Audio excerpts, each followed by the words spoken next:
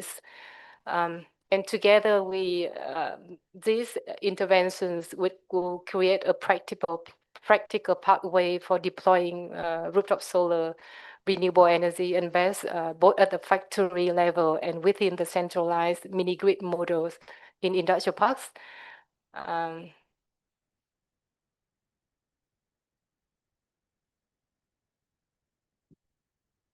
Yeah, so I think for next part, I would like to introduce our colleague Hoan from RC to continue the presentation.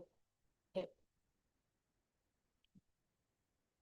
Okay, I will continue the presentation with the second part of our presentation. I will focus maybe more technically on the integration solution related to the PV system, and now we are considering application of the BESS solution. So back again a little bit with the presentation part of Miss Ming. We know that the industrial park, they consume a lot and a variety of type of energy.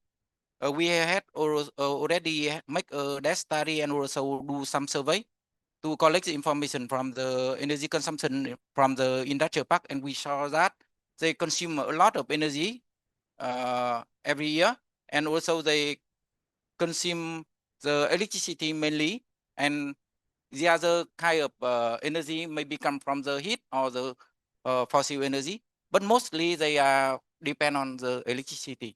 So it means that we have a lot of potential application which can try to help them to reduce the energy electricity consumption. So that's why we already read that in the that study and also some report, and we can see that actually Vietnam have a lot of potential for application of PV. We already know when we see the booming of application in the rooftop system in different type of PV system. But during our study, we can see that the industrial park mainly interesting on the PV system individually. They're not really considering the energy management also the BESS as a potential application. They're not really prototype for this application. So in that case, we can see that with the changing now for the regulation to promote the renewable application and also for the pricing mechanism. We already know that the MOIT already proposed a pilot program for the two-part price electricity tariff, which are based on the power max, the power consumption max, and also for the energy consumption. So that's why when we change the game, the scenario, we need to optimize with the PV and also for the BESS application in the near future. So here we already make update our desk study with some scientific research, and also we run the simulation during our technical assistant when we work with GEAPP, and we can see that based on the fact that the load profile of the industrial park, they can be verified from the day by day and season by season, and also they can have the different load demand for the different time periods during one day. So we can see that they have also impacted by the new two-part electricity tariff, maybe negative, maybe positive. So we can need to study how the power and the BESS, when they interacted in the existing grid system, they can contribute to cutting or load saving of the load profile of the industrial park in general thing. So we already done and do some simulation and also to study how they can impact the energy consumption and especially the electricity consumption of industrial park. And you can see that we based on the theory with some load profile for the PV standalone system or PV alone. And also for the integration of the battery, when we can have the contribution of the BESS to reduce the energy consumption during the peak hour, and also to reduce the payback of the load profile. And based on the theory, we already do the simulation. We based on the integration of the variety of software. Normally, we in the past we normally buy on only one software to run the simulation for calculate the output of PV system and also to build up the electric model. But here we buy on the different model and different software build and to restructure again the running simulation of the load profile in and compare with the different scenario. At the moment we run it with at least 6 scenario to see how the impact of PV and BESS can contribute. And you can see that we can reduce a lot of energy consumption of electricity during the peak hour and also to cut the peak demand of the load during the peak period of the electricity matter to reduce the cost of electricity by on the PMAX. So that is a way we are now to update our modeling and also to support with our partner in industrial partner to see how we can support them when they try to implementing the PV and BESS system. And by on our study, we can see that the PV and BESS, they have a lot of benefit. We already talking about it already, so I can part it. But we can see that they still have at least for challenging. The first thing is investment cost. Most of us think that the price for the installation of PV and BESS, they are seeing the decreasing trend for the price. But you can see that recently, the price of the PV and BESS seem to be increased again. It may be impacted by the supplier and also for the current update of the regulation. So we can see that it still have some impact of the pricing mechanism inside. For the energy supply, we see that when we implementing the PV and BESS, we impact the load profile of the industrial park. So we need to see how the local regulation, local company, power company, and also for our customer to react with the benefit and the cost we increase when we try to implementing the new energy solution. And the final thing, we can see that we have the greater integration because currently for the local regulation, we not still see the clear requirement for the BESS to connect with the PV and also to provide like some grid service. So we need to simultaneously update with the new regulation currently drafting or try to issuing nearly. So that is a technical task we already done with some industrial partner. And now I would like to present the lesson learned and opportunity we finding, and also the challenge with all the partner to join with this technical assistant. So we can see that the green awareness is arising on the partner had seen that the impact of the green development in the future. So they try to develop their facility, their working as a business as much as green, as much as sustainable. And we also had that Vietnam have very high solar potential, and also we have that, but it still have the low proportion of implementing the rooftop solar system. And also the best application still in the pilot phase. It's very news with a lot of player, even for the EPC or supplier to work with the customer to provide that service. So it means that we can have a lot of opportunity. The first thing we can see that we have the strong technical potential because we already have the scientific evidence. We already have the pilot project to show that this solution provide a lot of potential advantage. We also have that we have the open market, and we have a lot of players try to join with the game to provide the service equipment, and even they provide the financial service. We have the new regulation like Decree 57 try to promote the DPPA, and also for the cell consumption and cell generation of Decree 58 to promote the development of renewable and also for especially for the rooftop solar system. And we can see that with the new PHÁT electricity tariff, we can have a good chance to provide the additional service of the BESS and PV system integration, have to optimize the energy cost of our customer.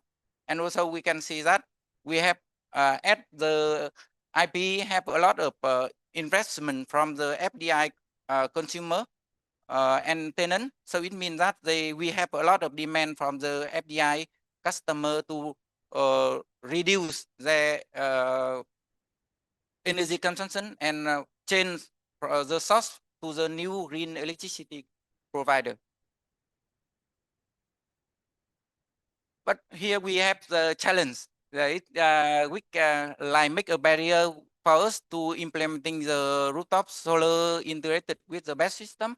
Is again with the cost, because we see that it still have the fluctuation of the price and the investment cost for the renewable project. So it may raise the risk for the investor or the owner to provide or to invest for the PV and BESS system. And we also have that for the technical constraint and also for the operational capacity. We see that when we integrated the new system like BESS to the PV system, so it means that we need like one operator who can control the load profile, PV generation, and also the BESS service. So that can be like requires one common energy management system who can work with individual system, and that's why raise the technical issue how we can combine and how we can set up the optimized operation scenario for the different component to provide the best benefit for the industrial park. So that is the challenge we need to pass if we want to promote the application of PV and BESS in the industrial park. So thank you for your attention.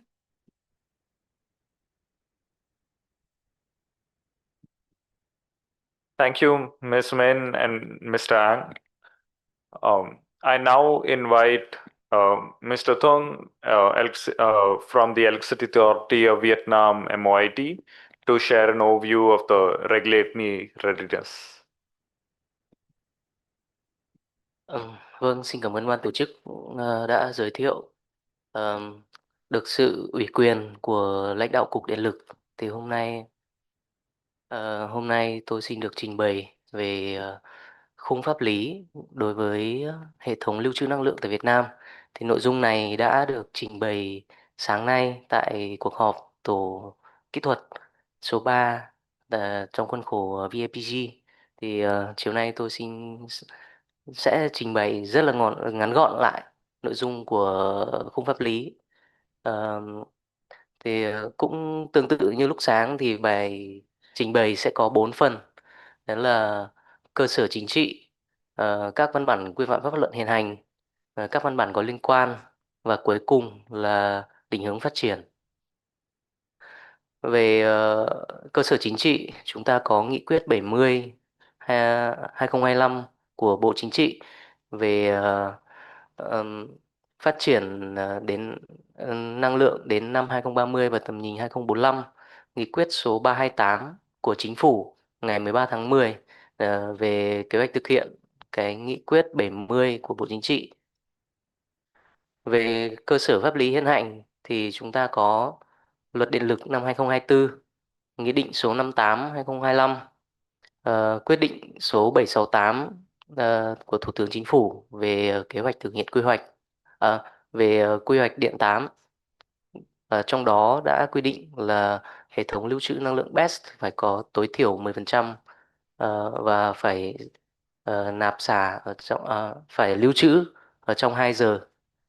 Tới năm 2030 thì dự kiến cái tổng công suất là sẽ từ 10 đến 16 GW, và đến năm 2050 thì sẽ là từ khoảng 96 GW.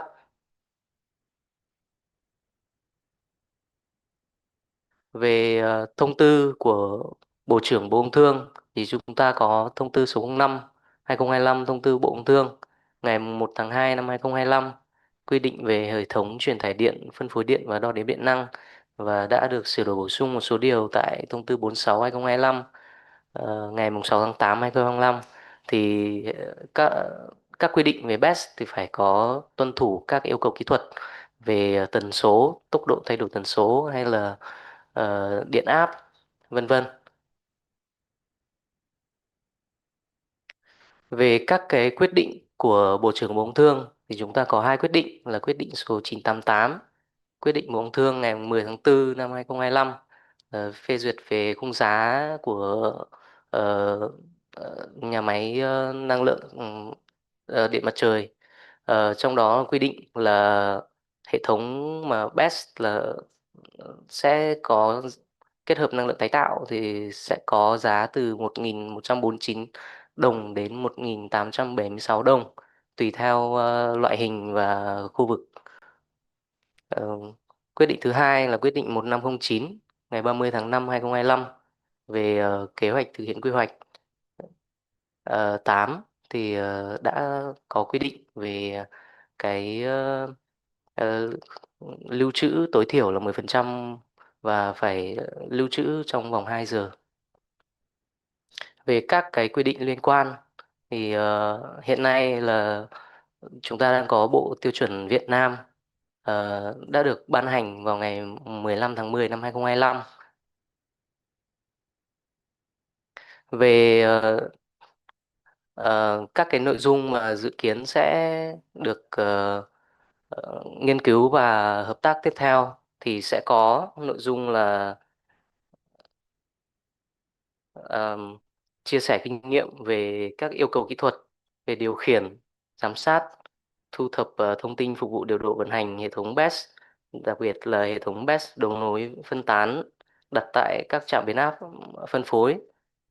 Nội dung thứ hai là chia sẻ kinh nghiệm về quy trình đăng ký, tích hợp BESS vào hệ thống điện, các trình tự thủ tục đánh giá khả năng đáp ứng yêu cầu của hệ thống điện. Nội dung thứ ba là trao đổi về giải pháp giám sát thu thập thông tin vận hành BESS tích hợp đặt tại phụ tải phục vụ nhu cầu từ sản xuất, từ tiêu thụ và sạc xe điện.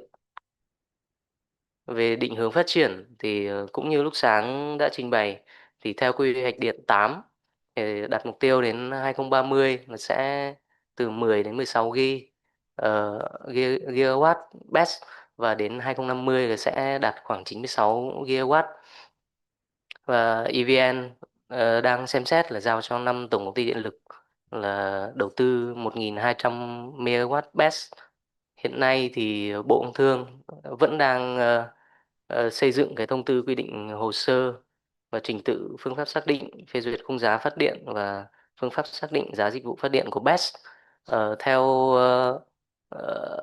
Phó Cục trưởng Hữu sáng nay đã thông báo thì hiện nay là cũng đã sắp đến cái thời gian ban hành, sắp đến bước ban hành cái thông tư này.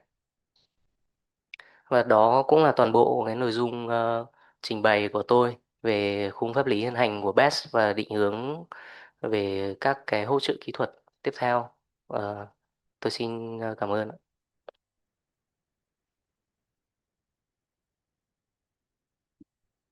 Thank you, Mr. Thong. We have a couple of minutes for Q&A in case there are any questions from any of the participants to both sets of speakers.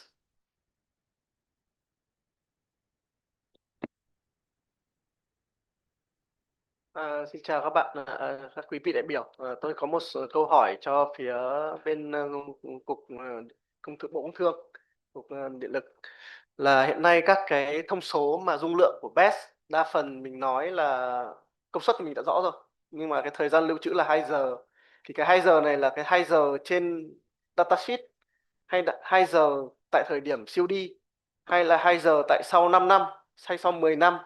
Thì cái này mình có đã làm rõ được chưa? Tại vì là hiện nay cái dung lượng lưu trữ của hệ thống để mà sau này nghiệm thu nó cũng chưa được rõ ràng, thì sẽ rất là gây một số cái băn khoăn cho bên nhà chủ đầu tư.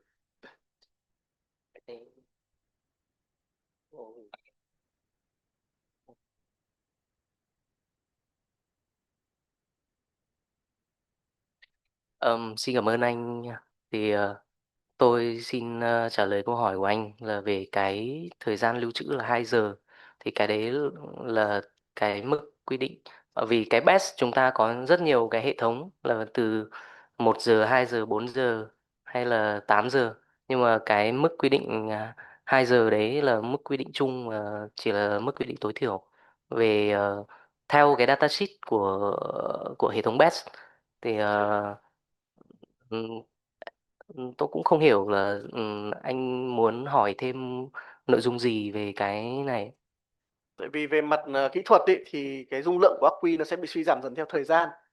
Thì ngay kể cả sau khi mình thiết bị rời khỏi nhà máy và sau 2 tháng mới lắp đặt hay sau 3 tháng lắp đặt thì cái dung lượng nó lại không được như cái thời dung lượng ở trong nhà máy nữa rồi. Nó đã bị suy giảm rồi. Tức là chẳng hạn như sau 3 tháng mới lắp đặt COD chẳng hạn thì cái dung lượng nó chỉ còn 98,8 mấy phần trăm thôi. Hoặc là sau 2 năm hoặc sau 3 năm thì dung lượng nó sẽ chỉ còn có 80 mấy hoặc là 90 mấy mấy phần trăm thôi. Thì lúc đấy cái dung lượng cái dung lượng lưu trữ 2 giờ nó không còn đảm bảo những cái yêu cầu ban đầu nữa. Thì thời điểm đấy thì cái mình sẽ tính toán các cái ưu đãi hay là các cái chế tài như thế nào. Tôi xin trả lời anh là hiện tại cái thông tư mà quy định về khung giá BESS đang xây dựng ấy thì cũng đã có cái quy định về cái mức độ suy hao hay là các cái yêu cầu kỹ thuật đối với cái BESS đấy.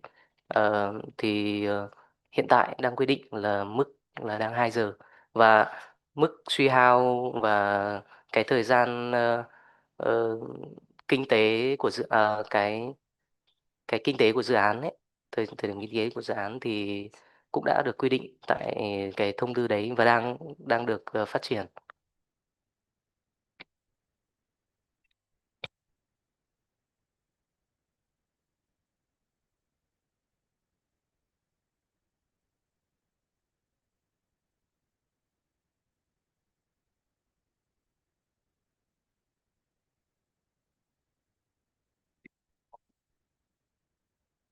Are there any questions from our online participants? There's one. Oh, one second. Yeah. Okay, there's a question from an online participant to EAV. According to PDP 8, the plan envisions 10 to 16 gigawatt hour of storage. Is this allocation intended for standalone BESS projects? And does it also include the 10% capacity requirement for RE farms as well as EVN's BESS projects?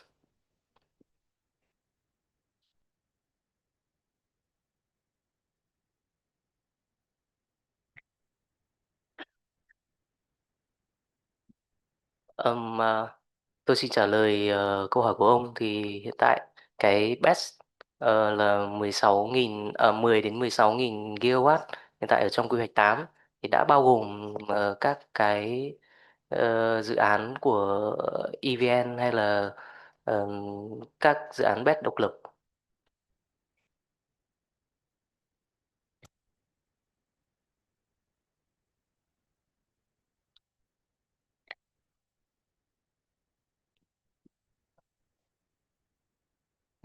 Are there any more questions from the participants in the room?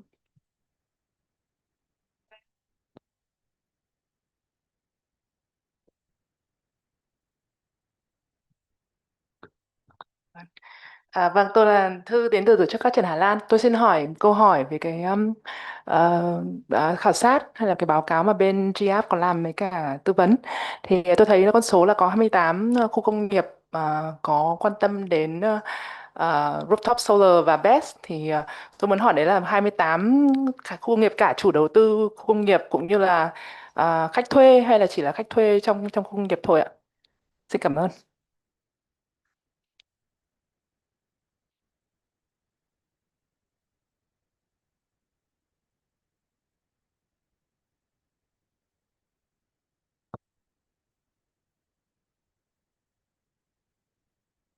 Vâng, xin cảm ơn câu hỏi của chị. Thì trong cái khuôn khổ mà hỗ trợ của GEAPP thì đang tập trung vào project owner và operator.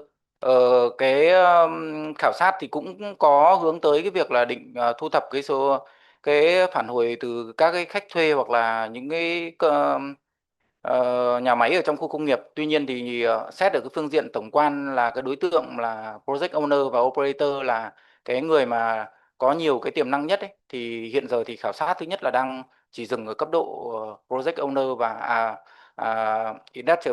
chủ khu công nghiệp hoặc là cái người vận hành quản lý khu công nghiệp là một.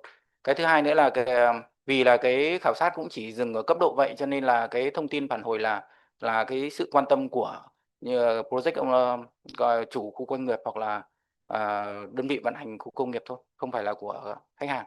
Khách hàng thì sẽ tăng cái số lượng mẫu lên rất là nhiều.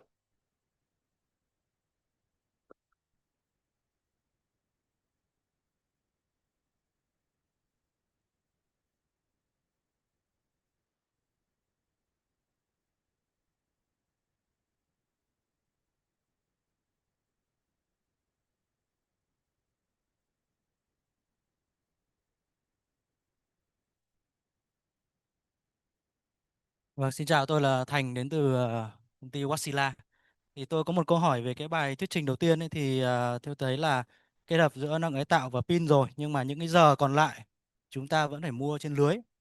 Thì câu hỏi của tôi là không biết là các anh chị đã nghiên cứu những cái giải pháp nào mà để giảm phát thải cho cả cái phần đó nữa chưa? Vì nếu mà lưới của chúng ta sạch thì không có vấn đề gì. Nhưng mà nếu mà vẫn mua từ lưới thì vẫn có cái lượng phát thải như thế. Thì vì những cái khu công nghiệp mà gọi là xanh hẳn thì không biết là đã có những cái giải pháp cho những cái giờ còn lại trong ngày chưa? Cảm ơn.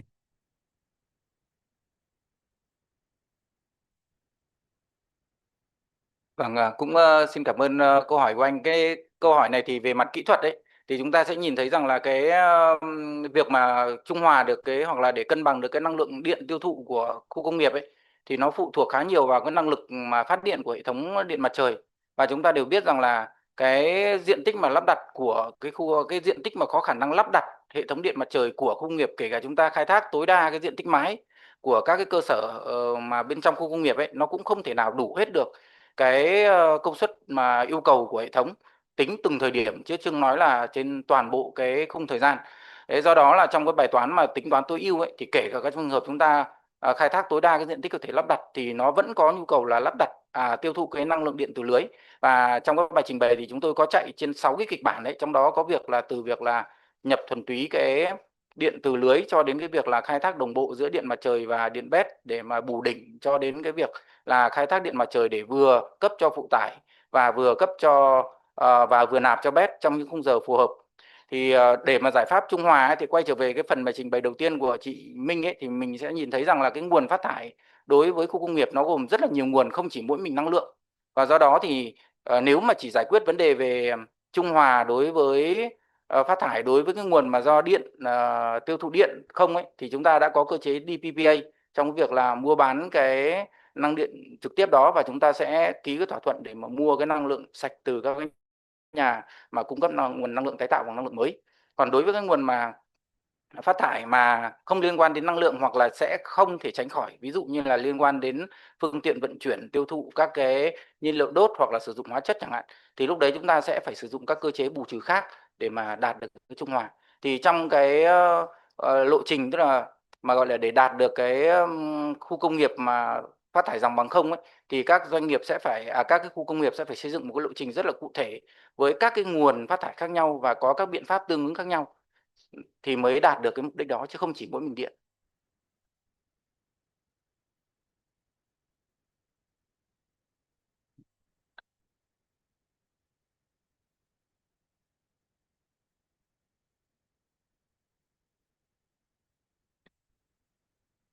Thank you everyone for your questions and to the speakers for the wonderful answers. We now move to some real-world examples and lessons we can learn from behind-the-meter BESS deployments and the emerging business models shaping these deployments in the region.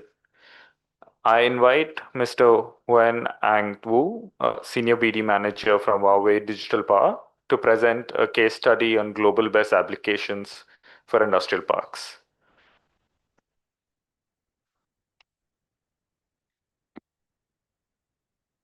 Vâng, xin chào vị đại biểu. Hôm nay em là Vũ xin được trình bày cái giải pháp của Huawei dành cho các cái khu công nghiệp.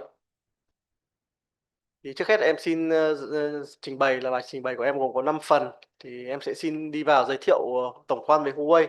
Thì hiện nay Huawei tính đến cuối 2024 thì đã cung cấp được trên 621 gigawatt inverter và 36,5 gigawatt-giờ hệ thống lưu trữ và đang đứng số 1 trên thế giới về sản lượng inverter trong vòng 10 năm liền. Riêng đối với cả hệ thống cho khu công nghiệp và tòa nhà thương mại thì Huawei cũng đang đứng đầu trên thị trường từ thế giới cũng như là ở Việt Nam. Thì riêng ở Việt Nam thì Huawei phần CNI đã chiếm trên 40% là thị phần. Và Huawei cũng là đơn vị đầu tiên đưa ra cái dòng sản phẩm inverter 150 kW và hệ thống BESS CNI làm mát hỗn hợp. Cái màu slide có vẻ là không được chuẩn. Thì Huawei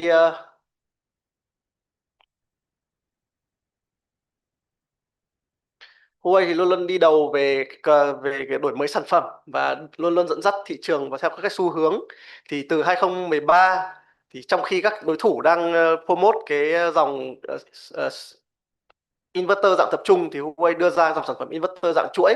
Và từ đấy đến nay đến 2024 thì inverter dạng chuỗi đã chiếm trên 80% thị phần inverter từ solar farm cho đến các cái dự án áp mái. Và hiện nay thì Huawei đang đưa ra những cái công nghệ mới, ví dụ như là đối với cả hệ thống BESS, Huawei cũng thiết kế dạng PCS dạng chuỗi để nâng cao cái độ tin cậy của hệ thống cũng như là giảm thiểu thời gian sửa chữa. Và cũng như hiện nay thì Huawei cũng nhận thấy rằng là cái nhu cầu về hệ thống tạo lưới trên thị trường cũng càng ngày càng lớn, nhất là những cái thị trường những nước mà có tỷ trọng năng lượng tái tạo trong lưới cao sẽ gây ra bất ổn định cho hệ thống. Và Huawei hiện nay đang giới thiệu, đang promote cái giải pháp về hệ thống tạo lưới.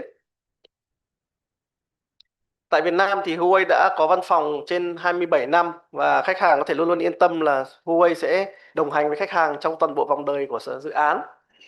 Hiện nay ở Huawei ở Việt Nam thì chiếm 46% thị phần, đã cung cấp được là 9,5 gigawatt inverter, trong đấy dự án inverter solar farm lớn nhất Việt Nam là của Xuân Thiện thì cũng đang là sử dụng inverter của Huawei. Và đối với cả riêng hệ thống lưu trữ thì Huawei đã ký hợp đồng là trên 63,5 MWh. Thì đây là tính cả cái dự án ở V-Ship Bình Dương thì Huawei hiện nay đang triển khai một cái dự án cho nhà máy Lego. Thì tại Việt Nam Huawei có các cái kho về bảo hành tại Hà Nội, Hồ Chí Minh và Đà Nẵng.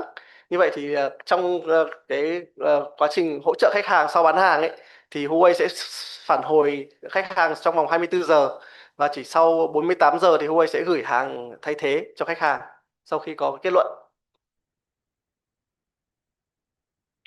Thì đối với cả cái hệ thống BESS cho CNI thì hiện nay có 4 cái yếu tố chính để đem lại lợi nhuận cho một dự án. Thứ nhất là các cái mô hình về max cell consumption, là thứ hai là time of use, tức là mình sẽ sạc xả giờ cao điểm thấp điểm để lấy lợi nhuận từ cái giá chênh lệch. Thứ ba là peak saving, thì cái giải pháp này thì đa phần là sẽ ứng dụng trong các cái thị trường mà có giá điện công suất. Hiện nay Việt Nam cũng đang chuẩn bị áp dụng cái giá điện hai thành phần, thì cái peak saving này cũng sẽ là một cái điểm để mà tính toán thu hồi lợi nhuận cho hệ thống BESS. Và cuối cùng là các cái giải pháp về hỗ trợ lưới điện, là các dịch vụ phụ trợ, ví dụ như là điều tần, điều áp. Thì đối với cả cái mô hình về tối ưu hóa tiêu thụ thì Huawei cái giải pháp thường sẽ áp dụng cho những nhà máy mà thời điểm buổi giữa trưa hoặc là cuối tuần cái công suất tiêu thụ suy giảm nhưng mà công suất của mặt trời thì rất là lớn, và để tránh cái việc bị cắt giảm công suất thì mình có thể lưu trữ vào BESS và xả ra vào giờ cao điểm và vào ban đêm. Tiếp theo là cái mô hình về thời gian sử dụng, thì cái này thì lúc nãy em cũng vừa giới thiệu, đấy là mình sẽ sạc vào giờ thấp điểm, xả ra vào giờ cao điểm và mình thu hồi lợi nhuận nhờ cái giá chênh lệch. Tiếp theo là cái cắt đỉnh, thì khi mà Việt Nam áp dụng cái giá hai thành phần thì cái giá về mặt công suất sẽ rất là lớn, và khi mà hệ thống BESS hay là mặt trời có thể giúp cho khách hàng giảm cái lượng công suất tiêu thụ Pmax trong tháng thì cũng sẽ giúp được khách hàng giảm thiểu cái tiêu thụ điện. Và cuối cùng là các cái dự án về điều tần điều áp hỗ trợ lấy điện. Thì trong hình vẽ là một cái dự án ở Singapore, chủ đầu tư là Sembcorp, và Huawei đã cấp 146 MWh tại dự án này. Thời gian triển khai là 6 tháng.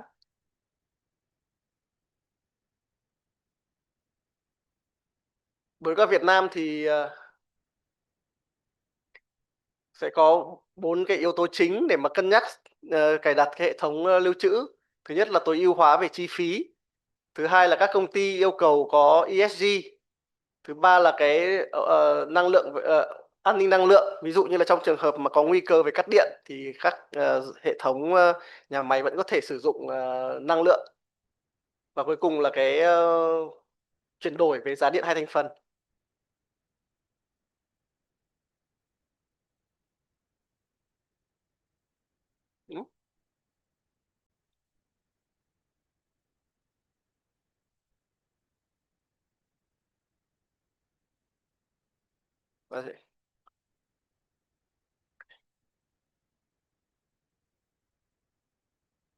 Tiếp theo là các cái hạn chế khi mà phát triển hệ thống BESS tại Việt Nam. Thứ nhất là còn thiếu các cái hành lang pháp lý để mà triển khai. Thứ hai là các cái yêu cầu về phòng cháy chữa cháy thì cũng đang chờ các cái đơn vị về phòng cháy chữa cháy ra các cái văn vi phạm pháp luật để các nhà máy sản xuất có thể nương theo. Tiếp theo là các cái yêu cầu về kết nối lưới.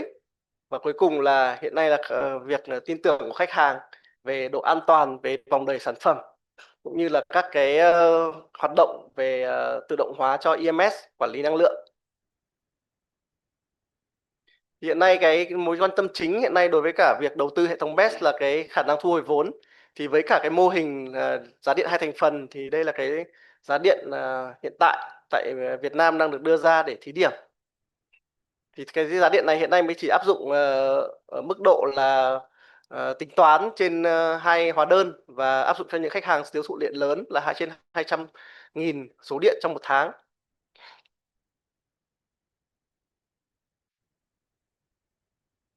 Thì cái giá điện hai thành phần với giá điện một thành phần thì thực ra nó chỉ khác nhau ở mỗi chỗ là giá điện hai thành phần sẽ tính cái chi phí đầu tư hạ tầng ban đầu vào giá chi phí cố định và cộng với cả chi phí biến đổi.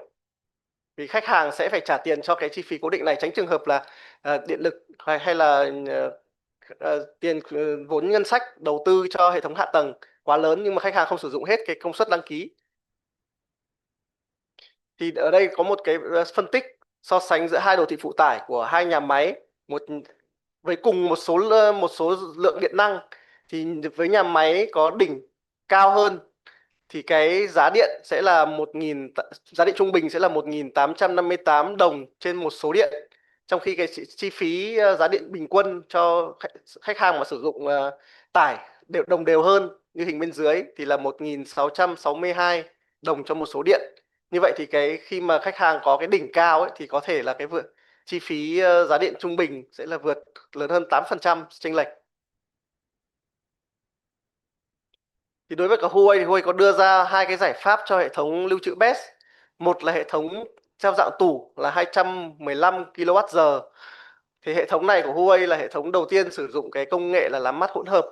Và với cái công nghệ làm mát hỗn hợp này thì cái hiệu suất sạc xả của Huawei có thể lên đến 91,3%. Và Huawei có sử dụng các cái công nghệ về bộ tối ưu hóa cho từng pack ắc quy và cái độ xả sâu có thể đạt được là 100% DOD. Cùng với cả các hệ thống làm mát tiên tiến thì cái tuổi thọ của thiết bị sẽ tăng được cái SOH suy giảm hàng năm lên 2%. Và ngoài ra thì Huawei cũng có cung cấp các cái giải pháp về an toàn từ cell to grid. Thì cái này thì nếu mà ai có quan tâm về chi tiết hơn thì em sẽ trình bày, có thể liên lạc với em và em sẽ trình bày sâu hơn. Hôm nay thì cái thời lượng nó không được đủ. Giải pháp thứ hai đấy là cho các hệ lớn cỡ toàn khu công nghiệp thì Huawei sẽ cung cấp các cái giải pháp về container ắc quy lưu trữ. Thì một container 20 feet thì có dung lượng là 5 MWh và đi qua các cái PCS dạng chuỗi. Thì như lúc nãy em còn nói là Huawei tiên phong trong việc thiết kế PCS theo dạng chuỗi, và mỗi một container sẽ kết nối với khoảng 12 cái PCS, trái với cả cái thiết kế theo PCS dạng tập trung. Thì PHS dạng chuỗi khi mà anh chị có bị hư hỏng một PHS thì cái sản lượng điện bị ảnh hưởng là không nhiều. Thứ hai là anh chị có thể thay thế một đổi một và thay thế nóng. Như vậy sẽ không ảnh hưởng đến những cái việc vận hành của các cái PHS khác. Và toàn bộ container mình vẫn sẽ được duy trì. Thay cho việc là khi trong trường hợp mà bị hỏng cái PHS dạng tập trung thì thứ nhất là cái dung lượng sẽ bị lớn, ảnh hưởng sẽ bị lớn là tầm cỡ megawatt. Thứ hai nữa là cái thời gian sửa chữa cho một container cho một PHS dạng tập trung là tầm khoảng 1 tuần cho đến 1 tháng. Thì cái sản lượng mất mát của chủ đầu tư sẽ là rất là lớn. Và cuối cùng là cái việc mà thay thế sửa chữa rất là nhanh của PHS dạng chuỗi. Hiện nay thì có một số các cái nhà sản xuất thì họ thiết kế PHS dạng chuỗi. Tuy nhiên họ lắp đặt ở ngay bên trong container. Thì cái thiết kế này cũng sẽ có nhiều cái nhược điểm. Thứ nhất là trong trường hợp PHS có bị cháy nổ thì cũng sẽ khả năng bắn tia lửa điện vào ắc quy và gây ra ảnh hưởng cháy nổ đến ắc quy. Thứ hai nữa khi có hư hỏng PHS thì chủ đầu tư vẫn sẽ phải dừng vận hành của toàn bộ container và mở container ra thay thế. Huawei hiện nay lắp đặt cái PHS nằm bên ngoài container của ắc quy và như vậy việc thay thế sẽ diễn ra ngoài trời và rất là nhanh gọn, an toàn. Ngoài ra thì Huawei cũng có đưa ra một cái giải pháp về quản lý năng lượng thông minh. Hiện nay thì mới chỉ áp dụng cho dòng hệ thống lưu trữ 215 kWh.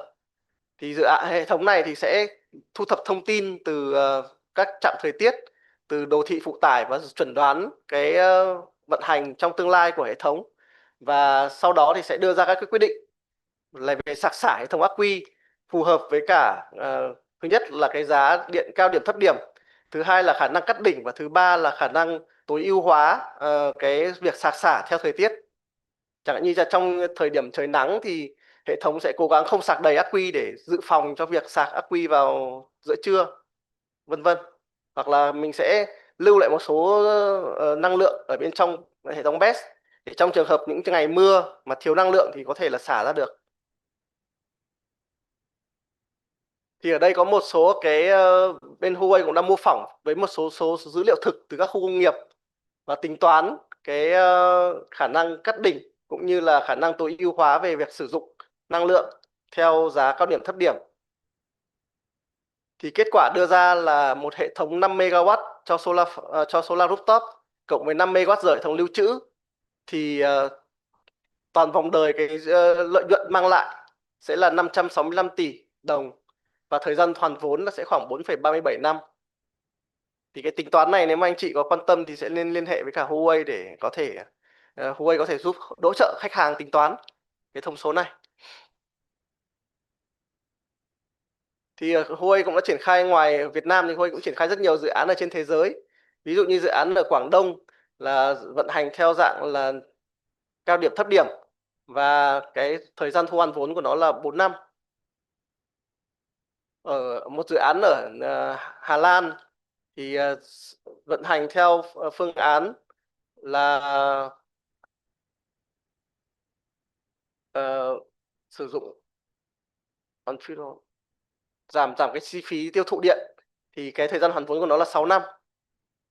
Sử dụng cái ứng dụng là peak saving là cắt đỉnh. Và cuối cùng là cái dự án ở Abu Dhabi là dự án off-grid. Hiện nay là dự án này là triển khai theo diện là chạy hoàn toàn không có lưới điện và là một hệ microgrid. Thì dự án này có thời gian hoàn vốn cỡ khoảng 4,5 năm.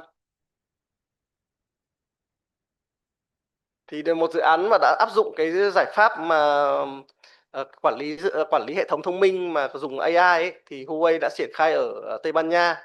Và sau khi đo đạc tính toán thì thấy rằng là cái sản lượng, cái lợi nhuận đem về là tăng trưởng 30% so với cả cái giải pháp thông thường. Thì đấy là cái trình bày của Huawei cho cái giải pháp cho hệ thống BESS cho khu công nghiệp. Xin cảm ơn quý vị đã dành thời gian lắng nghe.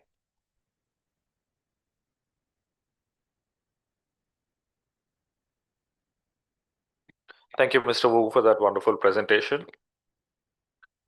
Our next presenter is Mr. Weng Chung Ong, Director, NAMI Utility, who will speak about NAMI's learnings working with IPs in Vietnam.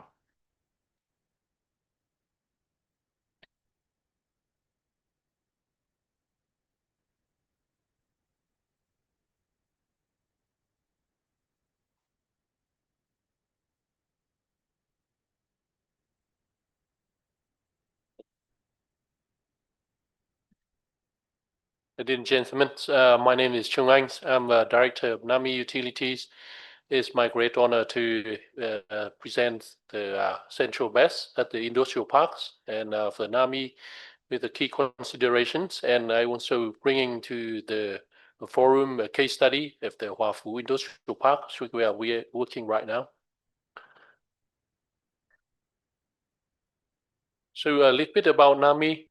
We are founded in 2019, and the company prioritized, and we have the missions to provide energy optimization and decarbonization solution for industrial park and factories in Vietnam.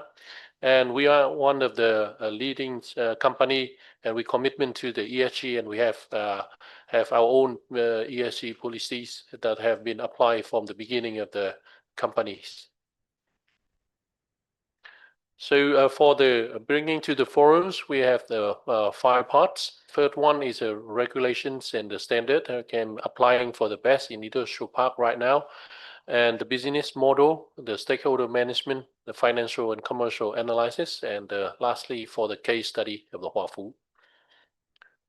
And the regulations, I think that they have been covered very fast from MOIT representative, so I don't want to go in detail again. Which I want to say that Vietnam is very opening for the investor right now, and by openings many regulations and establish the legal frameworks for us to be nearly ready in order to mass investment. So one of the key things that I want to highlight here is as an investor, NAMI is very looking forward for the revision of Decree 57 in order to allowing the industrial park electricity retailer to buy the power directly from companies like NAMI Utilities. And also we are hoping for, in order to the best to be increase its feasibility, we are hoping that MOIT is going to issue as in the next year the following parts for the tariff and also the PPA standard, allowing the investor to be ready. So for the business model as NAMI and other investor, we will invest 100% for entire capex and management for the opex for entire project lifetime, and we will deploy both the rooftop solar and the BESS for the industrial park, and we will generate and storage the clean energies and reselling expecting at the discount electricity tariff to the industrial parks. And we also looking forward to provide additional services to the tenants in order to increase the margin, and it has been very common in other countries for the industrial park to provide the this kind of additional service, including the backup power and also more premiums and more better quality electricity. So as we clearly looking for the business model, the revenue incoming from the energy arbitrage of during the change, the difference between the peak hour and the off-peak hour, and also we can utilize and optimize the cheaper electricity source from the rooftop solar. All the curtailments of the rooftop solar we can be storage in the BESS and resupplying and redistributing later on. And when the 2 parts electricity tariff take into place, we expecting another stream of revenue incoming from the capacity charge reductions, and we are considering that as a industrial park, this difference in the peak hours will be very huge compared to, and they can be easy and not easily for changing the behavior like the individual factories, because factory can change the working hours and also flatten out their load curve. But for industrial park, because they are depending totally on the consumption of own tenants, so they are very little ability in order to control this. So the best is the solution that we think is the most suitable for them in order to cutting out the peak Pmax and the peak curve. And or as we say that the rooftop solar, we can integrate more solar into the electricity system and also integrate more other renewable energies when we expanding our business. And one of the more things that we are looking in the futures is any other services, additional services for the grid. And we can also increase the premium charge for the backup and the better quality power, comparing between the industrial park who have and the BESS and we who don't. So and this one for example, in Philippines, this additional service they can also have been applied and have been very appreciated by the tenants. Lots of tenants is willing to pay attention more for stable electricity, and not only for just a normal standard rates, but they are really looking for the stable electricity for their operations. So one of the key things that for implement this business model is we have to handle lots of different stakeholders. That first from the industrial parks, we think that all of these stakeholders need to share the additional benefits, and they can have to also share the same vision in order to apply the renewable energy and also the BESS into their grids. From the IP developer, and also the industrial tenants, and also the power retailer. In Vietnam, it have been different stakeholder. For example, the IP developer, they can attract new tenants with this solution of renewable and BESS, and the tenants also can very appreciate, and if they have higher quality electricity and they have more renewable energy in their consumption. And one of the key things is a power retailer. And the power retailer, they can also, with this scheme, we're expecting that it have to be improving their margin and profit, because that is a key, how can I say, key things in order to drive them to more corporate for the rooftop solar investment and BESS. And lastly, but very important is EVN. And we're expecting that EVN as a wholesale supplier, they also have helping them in order to reduce the power shortage, and also for the peak hour times, and helping the grid be more resilient and more stable. And the next thing I want to mention is about the financial and commercial analysis. For NAMI, we have developed our own financial model. We have been working for a rooftop solar standalone, and we have been working for installation for 30 megawatts, and we have also a pipeline of more than 150 megawatts to be installed later on. But when we coping with the rooftop solar and the BESS, it have to develop a completely new financial model. And what key things that we found out is the several things. Further, capex. The BESS is a still main component in this one, but we have to consider lots of additional things in order to incorporate into the new financial model. And the price is also very key for us as an investor. And apart from the BESS, in order to supply to the mini grids, we have to installation like transformer, civil works, and especially the EMS system, which have to be the key heart and the brain of this system, in order to help them, the industrial park, to cope with lots of changing in the demand. Actually, we study in the case of industrial park, the demands is not very, as we can see, they are not stable from day to day and month to month. So in order to, how can I say, optimize our solution, we have to have a very smart EMS, which is now not able to do by hand and manually doing like before. Like just peak saving and the 2-time charging and discharging per day. But when we're talking about the peak saving, it have to be I think it have to be to able to cope with the big data in order to predict things when is a peak in order to discharge at the right time. Otherwise, it wouldn't be, if you charging at the peak time, it wouldn't be a tremendous problems for the industrial park.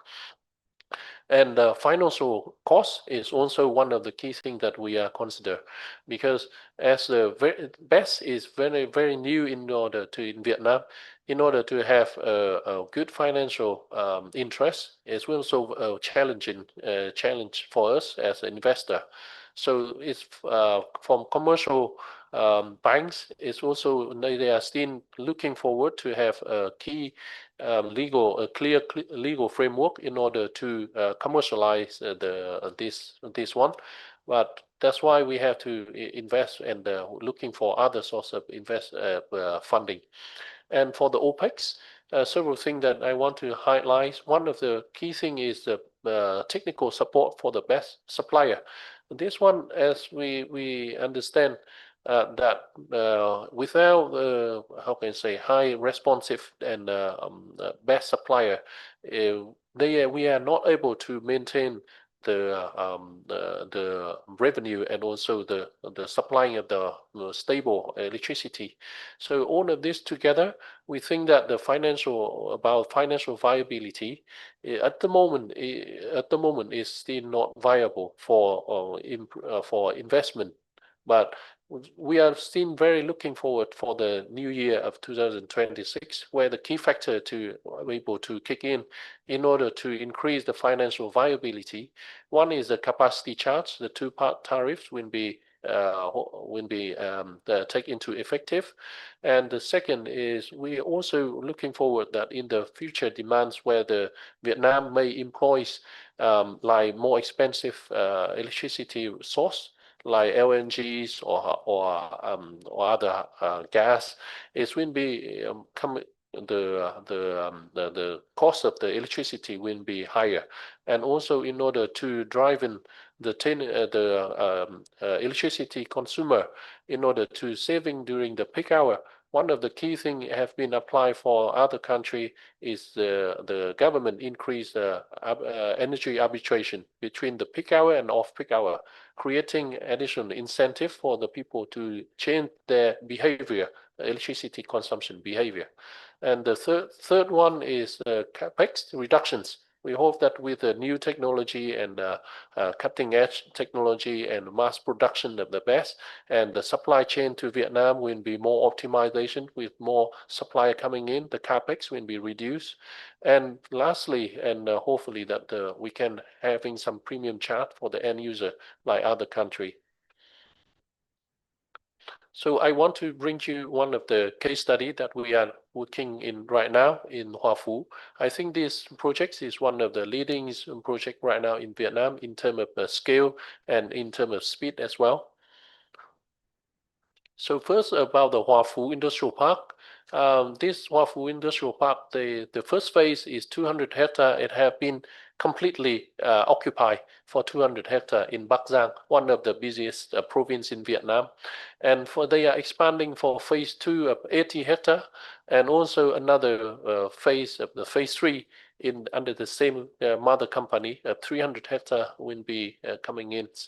And for the registered load capacity of all their tenants is around 150 plus megawatt.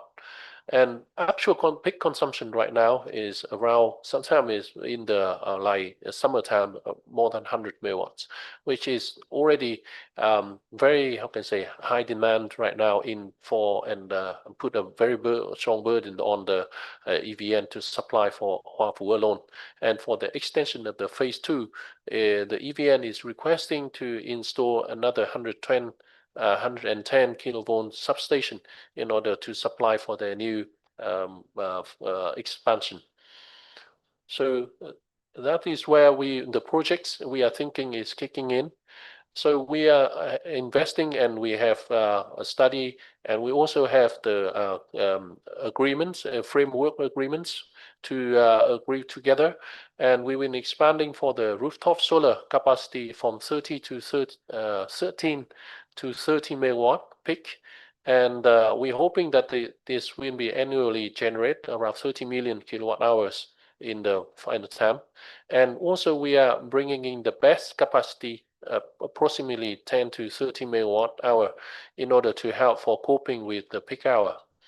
And for the commercial aspect, we're thinking that the rooftop solar electricity tariff have to be more competitive than EVN tariff right now.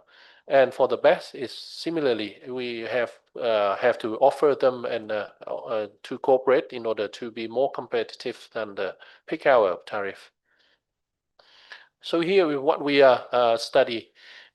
This is one of the biggest roof lands, around 17 hectare of roof. We have been, it can be generated around in the first phase 13 to 15 megawatts, and also another extension of these tenants to 30 megawatts with a total of 30 hectare have been under construction. So we have the pilot stage, as you can see on the left hand side. That is two roof, which can be installed maximum 5 megawatt hour of rooftop solar. And we have to building additional substation in order to release this one, because the tenant of this roof cannot be fully consume all of this rooftop solar. So for the all of this on the right hand side, it will be projects implement later in the second stage. And this one is on in the red color is we have to install an additional substation around 8,500 kVA, and including the current substations, we are thinking for the pilot stage of 4 to 5 megawatts can be used. In more detail, in the stage 1, we're hoping that we can have a kickstart on the pilot project, expecting the COD on February 2026, where the rooftop solar we highlight about the 4 to 5 megawatt peak, and the BESS is also 4 to 5 megawatt hour. And the transformer, we have to invest in additional transformer from 6 to 8,000 kVA, including new transformer and the existing one. So in this pilot scheme, we want to run in the different scenario and testing in reality what is the efficiency and the feasibility evaluation when we own of this system to work together. Because in Hoa Phu is located in Bắc Giang, one of the busiest province.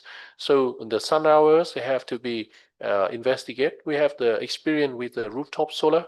But when working with the BESS, how we can optimize this one and actual efficiencies when we have to storage and redischarge, we have to evaluate and fine-tuning the financial model.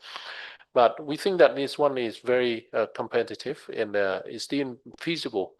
And also we want to testing other service for supplying a better quality of electricity for Hoa Phu Industrial Park. And we're testing what is the feedback from the tenants, how they are how they are reacting to the new system of renewable energy, rooftop solar, and also for the BESS. And we for the expansion of on the roof, and as I explained and show early on, that the rooftop solar can be expand up to 30 megawatt peak. And we're also hoping that the industrial BESS can be increased the capacity to 30 megawatt. The reason we are expecting 30 megawatt, because in order for the Hoa Phu Industrial Park to delay the investment of the 110 kilovolt substation, they have to cope with the new demand is at the peak hour. And that if the BESS and the rooftop solar can be coming in, then clearly helping out to flatten out their power consumptions, so they can reconsider for the substation to be installed later on, together with their phase 3 of 200 hectare together. So in the next expansion that we're hoping that we can expand not only to the these single tenants who have like own the roof, but we want to expand to own possible roof in the Hoa Phu Industrial Park. As we calculate, it can be if all the big tenants applying the rooftop solar and the BESS, that 50% of the demand can be supplied in the by the renewable energy by the rooftop solar. So I think it will be a very good example for all other industrial park to be looking as an example in the northern Vietnam. And key thing that we think very very beneficial for the Hòa Phú Industrial Park and also other industrial parks is by applying the rooftop solar and the BESS, they can be reduce the investment for the power distributions. We can also bring also additional new EMS system in order to help them to control the demand from all the tenants and coping and bringing more reliable power supply. And a very, very important thing is it can be helped to decarbonize a lot of the energy have been consuming from the renewable energy source and bringing contributing to further carbon emission of the industrial park. And lastly, we think that it will enhance their competitiveness in the market. As of Vietnam, we have more than 300 industrial parks, but who have been able to apply the first and the renewable energies and the best, the cutting edge technology, and also helping them maybe to provide additional service, more reliable power will be a very key concern right now. It not compare not in the previous like few years ago where the industrial park competitive on the price of the land, but now they have to competitive on their services, and electricity one of the key to attract the new tenants. And I think that with this solution, it will help and agree by Hòa Phú to be one of the key things for marketing this industrial park. So that is all for my presentation. Thank you very much for your listening.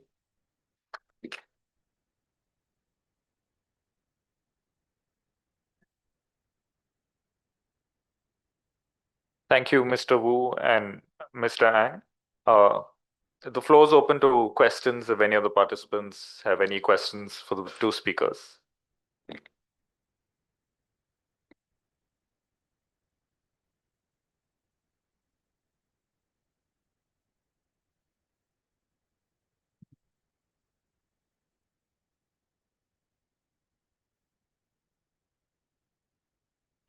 Good afternoon. My name is Ha. I'm working together with Trung. Can I have one question for the Huawei representative about your experience of the industrial park in China? Anh cho mình hỏi về cái mô hình Huawei triển khai khu công nghiệp ở Trung Quốc. Khi nãy cái phần của anh có thể quay. Can you turn to the page for the Huawei example? Could you please bring the Huawei presentation onto the screen?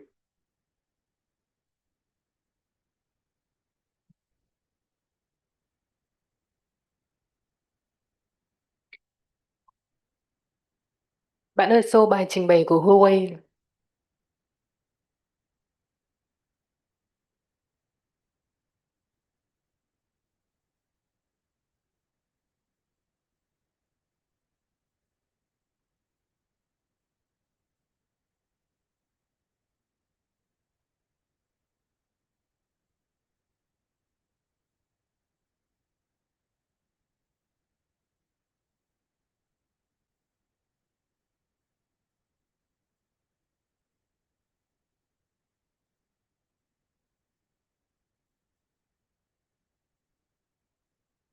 Chắc là anh hỏi về cái phần cuối cùng đúng không? Đúng rồi, cái cụm của Trung Quốc ạ.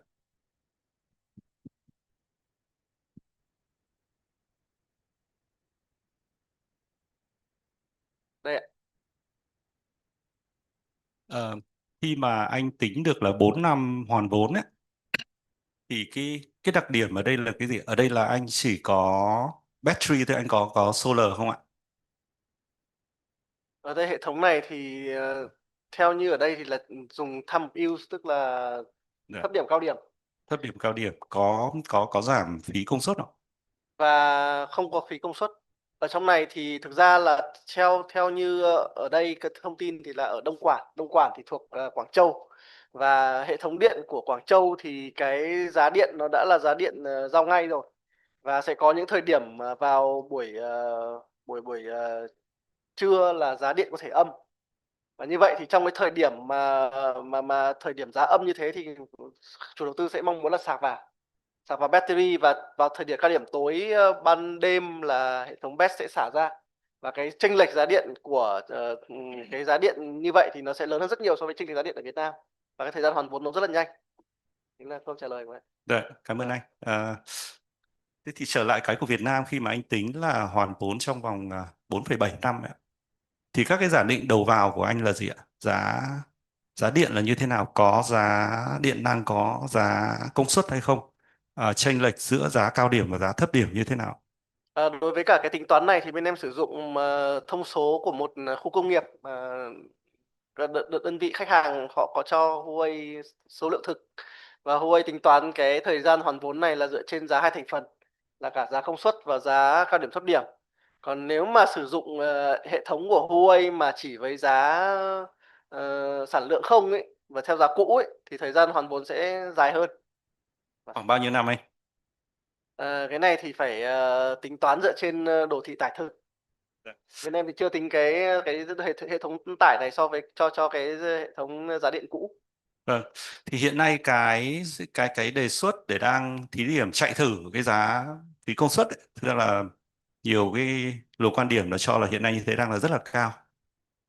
Thì anh có đồng ý với quan điểm đó không? Khi mà Huawei triển khai rất là nhiều dự án ở trên thế giới để áp dụng, và khi mà nếu như nó là cao thì cái mô hình tài chính của chúng ta nên tính một cái mức như thế nào để hợp lý? Anh đang nói cái gì cao và cao so với cái gì ạ? Cái giá công suất trong tỷ trọng giữa tổng một hóa đơn tiền điện của một doanh nghiệp ấy, thì cái tỷ trọng mà phải trả cho cái phí công suất capacity charge hiện nay nó chiếm tỷ trọng khá là lớn so với nhiều nơi trên thế giới.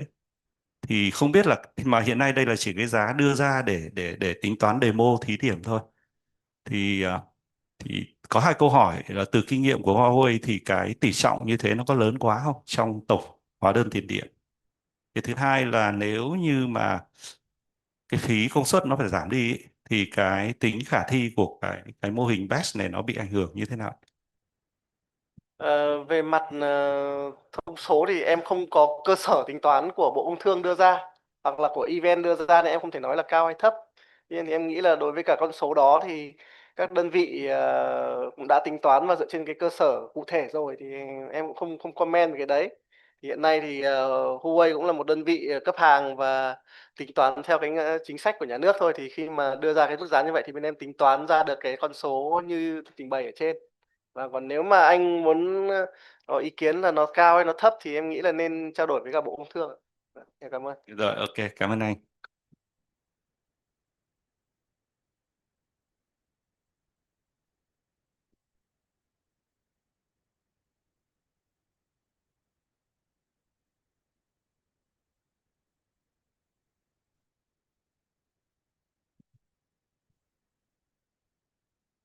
Đây, nhân bạn Vũ cũng vừa nói là hỏi lại Bộ Công Thương, thì bây giờ Bộ Công Thương vừa nghe thấy phần trình bày của chỗ Nami là có nói về có một cái phần đấy là cái giá của BESS của Nami cung cấp là cạnh tranh hơn giá của EVN vào giờ cao điểm, thì không biết là cái cơ sở nào để bạn ra một cái nhận xét đánh giá như thế. Vâng, xin trả lời cái câu hỏi của chị ạ. Tức là đối với cái mô hình tính toán của bên phía Nami thì phải có trên cái quan điểm là Nami phải mang lại các lợi ích cho tất cả các bên, thì mọi người mới có thể có cái sự đồng thuận để cùng nhau thực hiện cái dự án. Nên nếu mà trường hợp mà không có cái phần chiết khấu để cho với cái việc là ví dụ sạc vào giờ thấp điểm và xả ra vào giờ cao điểm, thì tất cả là nếu như thì như vậy bản chất là khi mà sạc vào BESS thì là cũng đã có mất cái tổn hao về cái phần chi phí cái gọi là tổn hao của truyền tải, tức là khi nạp vào và xả ra cũng đều đã mất cái chi phí rồi. Thì rõ ràng là đối với cái việc đó Nami phải tính toán đến việc là đầu tư làm sao khi mà đối với một khu công nghiệp thì họ khi mà nhận được cái nguồn điện từ Nami vào giờ cao điểm thì phải có cái mức chiết khấu và rẻ hơn so với cái điện mà họ đang mua trực tiếp từ EVN. Thì như vậy thì một khu công nghiệp và các cái bên sử dụng điện họ mới có cái động lực để chuyển đổi. Còn nếu như chỉ thuần túy là hai bên giá điện bằng nhau, hoặc là nếu như trường hợp cao hơn thì về bản chất là cái cơ là sẽ cái mức độ quan tâm của họ chắc chắn là sẽ không có. Thế thì trong mô hình của bên phía Nami sẽ phải tính toán một cái mức chia sẻ làm sao giảm thiểu một cách hợp lý.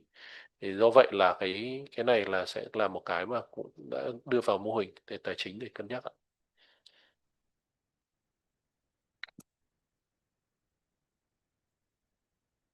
Cái đó là cái mà bạn mới nêu là cái mục tiêu của Nami khi xây dựng chính sách giá đối với điện cung cấp cho khu công nghiệp, chứ chưa phải là thực tế đúng không?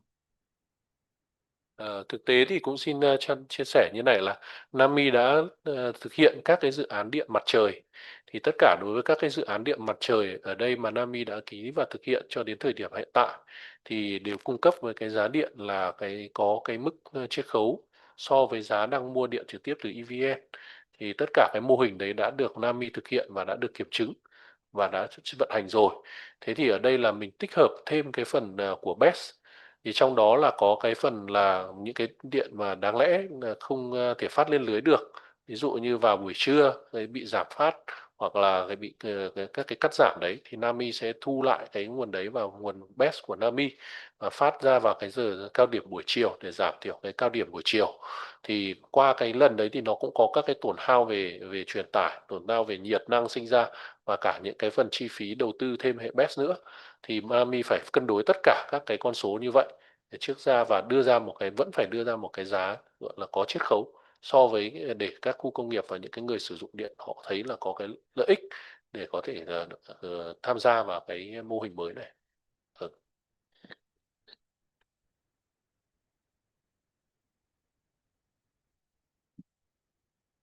Thì như anh Trung Anh nói, để mà làm được mô hình này chắc chắn là phải có lợi ích cho khu công nghiệp và bán lẻ điện ở đấy. Thì cái mô hình hiện nay chúng tôi tính toán là đã có một cái tỷ lệ giảm giá so với giá họ mua điện lưới rồi. Cái thứ hai là kỳ vọng chúng tôi khi mà nghiên cứu thị trường cũng như là cái xu hướng phát triển của ngành ấy, thì chắc chắn là sẽ đến cái lúc mà đặc biệt là miền Bắc có thể chúng ta sẽ phải tăng cái giá cao điểm lên và hạ giá thấp điểm đi. Chúng tôi quan sát rất là nhiều như ở Trung Quốc thì cái xu hướng này nó đã xảy ra với cái tình hình hệ thống điện, nhu cầu điện nó phát triển thì xin vâng, thì càng ngày nó càng phản ánh cái giá thị trường thì cái battery nó sẽ càng ngày trở nên liên quan hơn nhiều. Cảm ơn chị.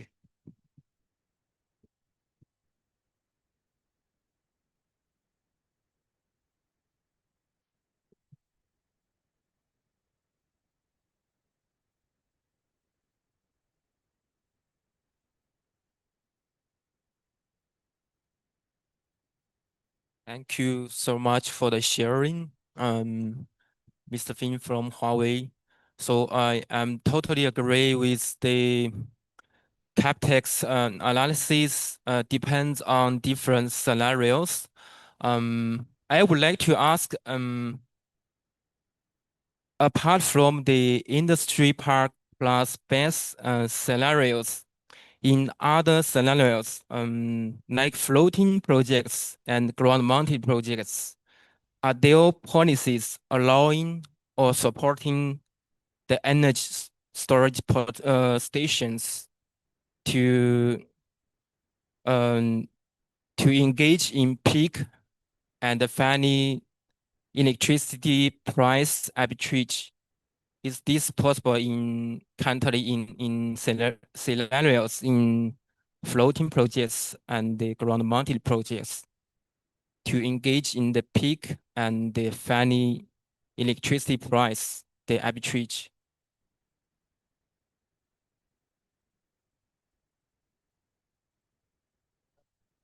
Theo như em hiểu không nhầm thì anh ấy đang hỏi là cái giá điện cao điểm thấp điểm để có áp dụng cho các nhà máy solar farm nổi hay không?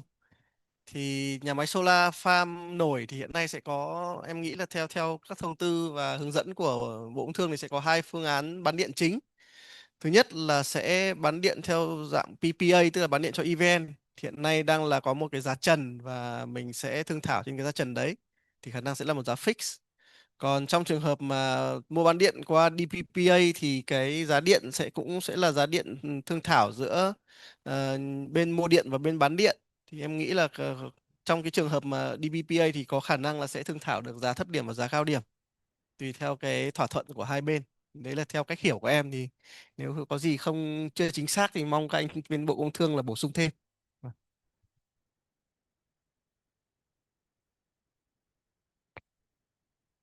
Em xin cảm ơn ý kiến của bên Huawei. Thì hiện tại thì với tư cách là đại diện của Cục Điện lực, tuy nhiên là tôi là đang thuộc phòng chuyên môn là phòng thị trường điện và hệ thống điện. Về các cái lĩnh vực về giá điện này thì không phải chuyên môn của tôi, nên tôi chưa chắc chắn để có thể trả lời được các ý kiến của doanh nghiệp về giá điện được. Xin cảm ơn.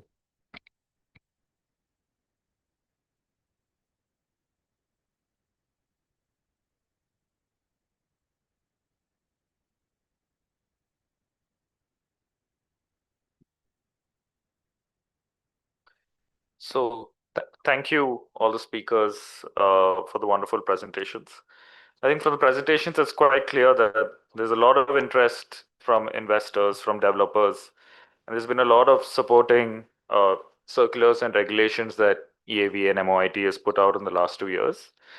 But broadly, the barriers still remain around cost, the nascent ecosystem, safety standards, and maybe further iterations in the policy and regulatory space. So we now move into our final session. So this is an open and a free-flowing roundtable to discuss further on these challenges and maybe together identify the opportunities and pathways that we can collaborate and build upon the work of each other. To moderate this discussion, I invite Ms. Xiaojing Fei, Partnerships Director for Asia Global Energy Alliance. Xiaojing, over to you. Thanks, Nemo.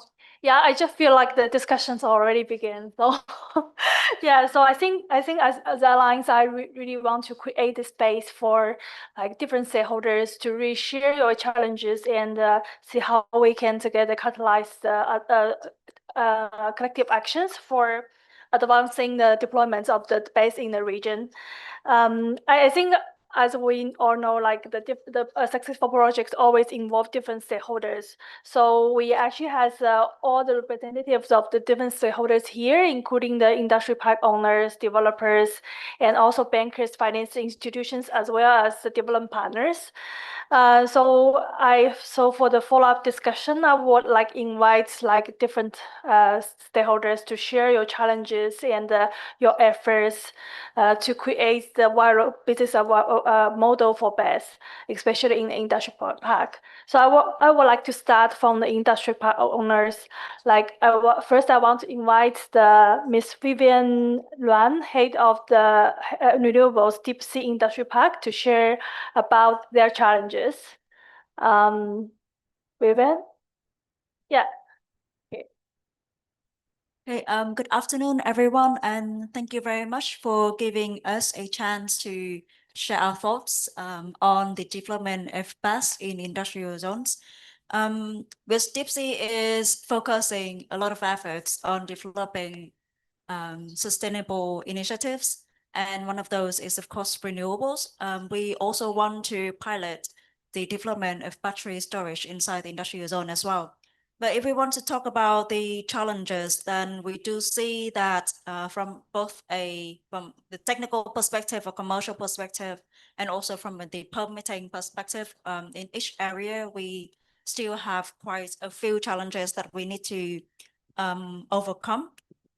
So firstly, in terms of technical, even though we see that the prices for the BESS is still going down, we see that the life cycle of the BESS, the degradation period, as well as the possible guarantees that we would be able to obtain from the different suppliers are still quite limited or not really reaching our expectations. So we do see that in order to meet the payback period that we require, the current technical offers available on the market is not yet there. And then the technical integration with the grids of the industrial zone is something that we also need to carefully study, because when we plan to develop a BESS system, we need to make sure that there is minimal impact on the existing microgrid of Deep Sea. And one of the reasons why we want to develop first a pilot project is also to see what is the impact, such an impact, and whether we could overcome that with EMS systems or energy management system to ensure that our grid will remain stable. And then in terms of commercial, for us, the tariffs and the service pricing rules for the bus is still somewhat not very clear. And even though today we have heard a lot from the participants, there are a lot of different models that have been introduced. And we think that with the two-component power price that is being introduced, soon to be introduced or applied, there will be further opportunities for BESS, thanks to the possibility to, or the ability to offer peak shaving and other auxiliary services. We think that there will still be quite a lot of effort needs to put in to identify a model that will ensure the interests of all relevant parties would be adequately shared. And then in terms of regulations and permitting procedures, even though Vietnam has recently issued 15 technical standards, which is a solid step forward in order to ensure that we have a foundation for the development of the BESS.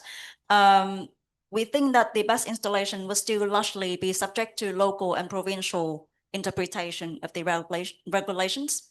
And for example, we have already encountered questions on whether the BESS will need to be located on a particular type of land, whether it's considered to be services or whether it's considered to be chemical storage, and that will actually define where we will be able to put the BESS. So that is just an example of the challenges that we are facing today in terms of regulations. So yes, that is in a snapshot, some few notes about the challenges that we're facing today. I hope that gave you some good insights into our reality in industrial parks. Thanks a lot. Thanks, Ryan.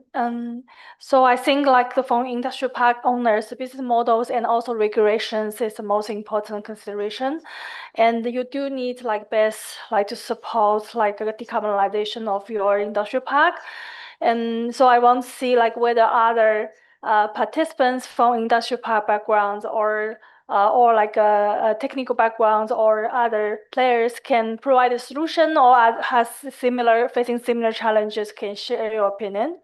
Just remind like because we only have 1 hour, so just keep your speech like in like 2 minutes. Anyone like from the industrial park perspective want to share?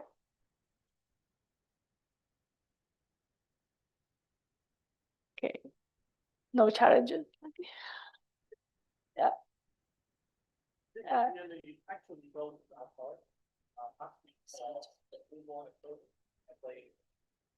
Sorry. So you did go to the local authorities asking about where to put the batteries and whether you, or is that formally or informally, just chit chat informally, right? Okay.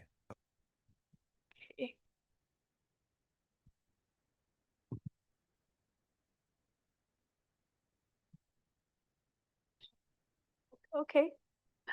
Okay, then we can move to the next stakeholders, like the developers. And developers are very important to know. We just share here the colleagues from NAMI, and I think there's also other development partners here, developer players here.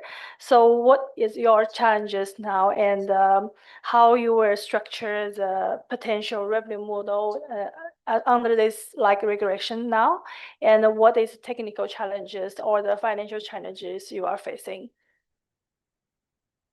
Any, do I need to say the name?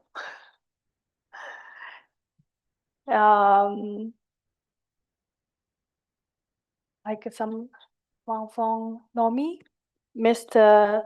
Wu Honghua. Here. What's your challenges? Okay. Okay, I just sharing the challenge we have from financing perspective, because we wanted to build a big scale and multiple projects at different provinces. So we venture out talking to both investors and lenders. And actually, in the eyes of lenders, not so many system integrator has been considered bankable, only a few. And those tend to be extremely high cost. We consider a few other options, tier 2 or tier 3 battery storage, but the cost looks so attractive. But when we talk to the lenders, they say, well, it could be done like pilot basic, but shouldn't be scalable because they are unable to finance large scale with that they call still yet to be bankable equipment. So still cost is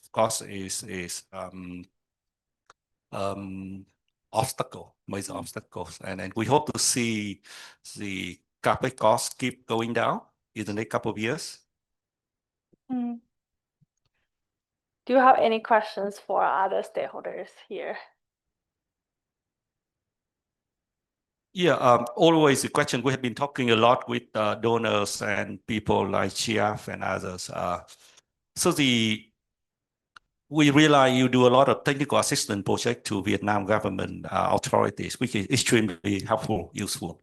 But without a real large-scale deployment pilot basic, I don't think the government will have enough technical input and track record where they look how it works for them to be able to articulate proper policies to scale up battery storage adoption. Like the representative from Deep Sea already mentioned, even a tiny stuff can be a showstopper. Like they say, well, there's no regulation where you can put the battery. So it simply, you cannot do it. So we really hope to see some real support for financial viability gap in different way, so that people like NAMI and few others can really start deploying large scale. And to me, it's so critical for the government to really have all the information they need to formulate proper policy. Any other participants from developers want to share your challenges?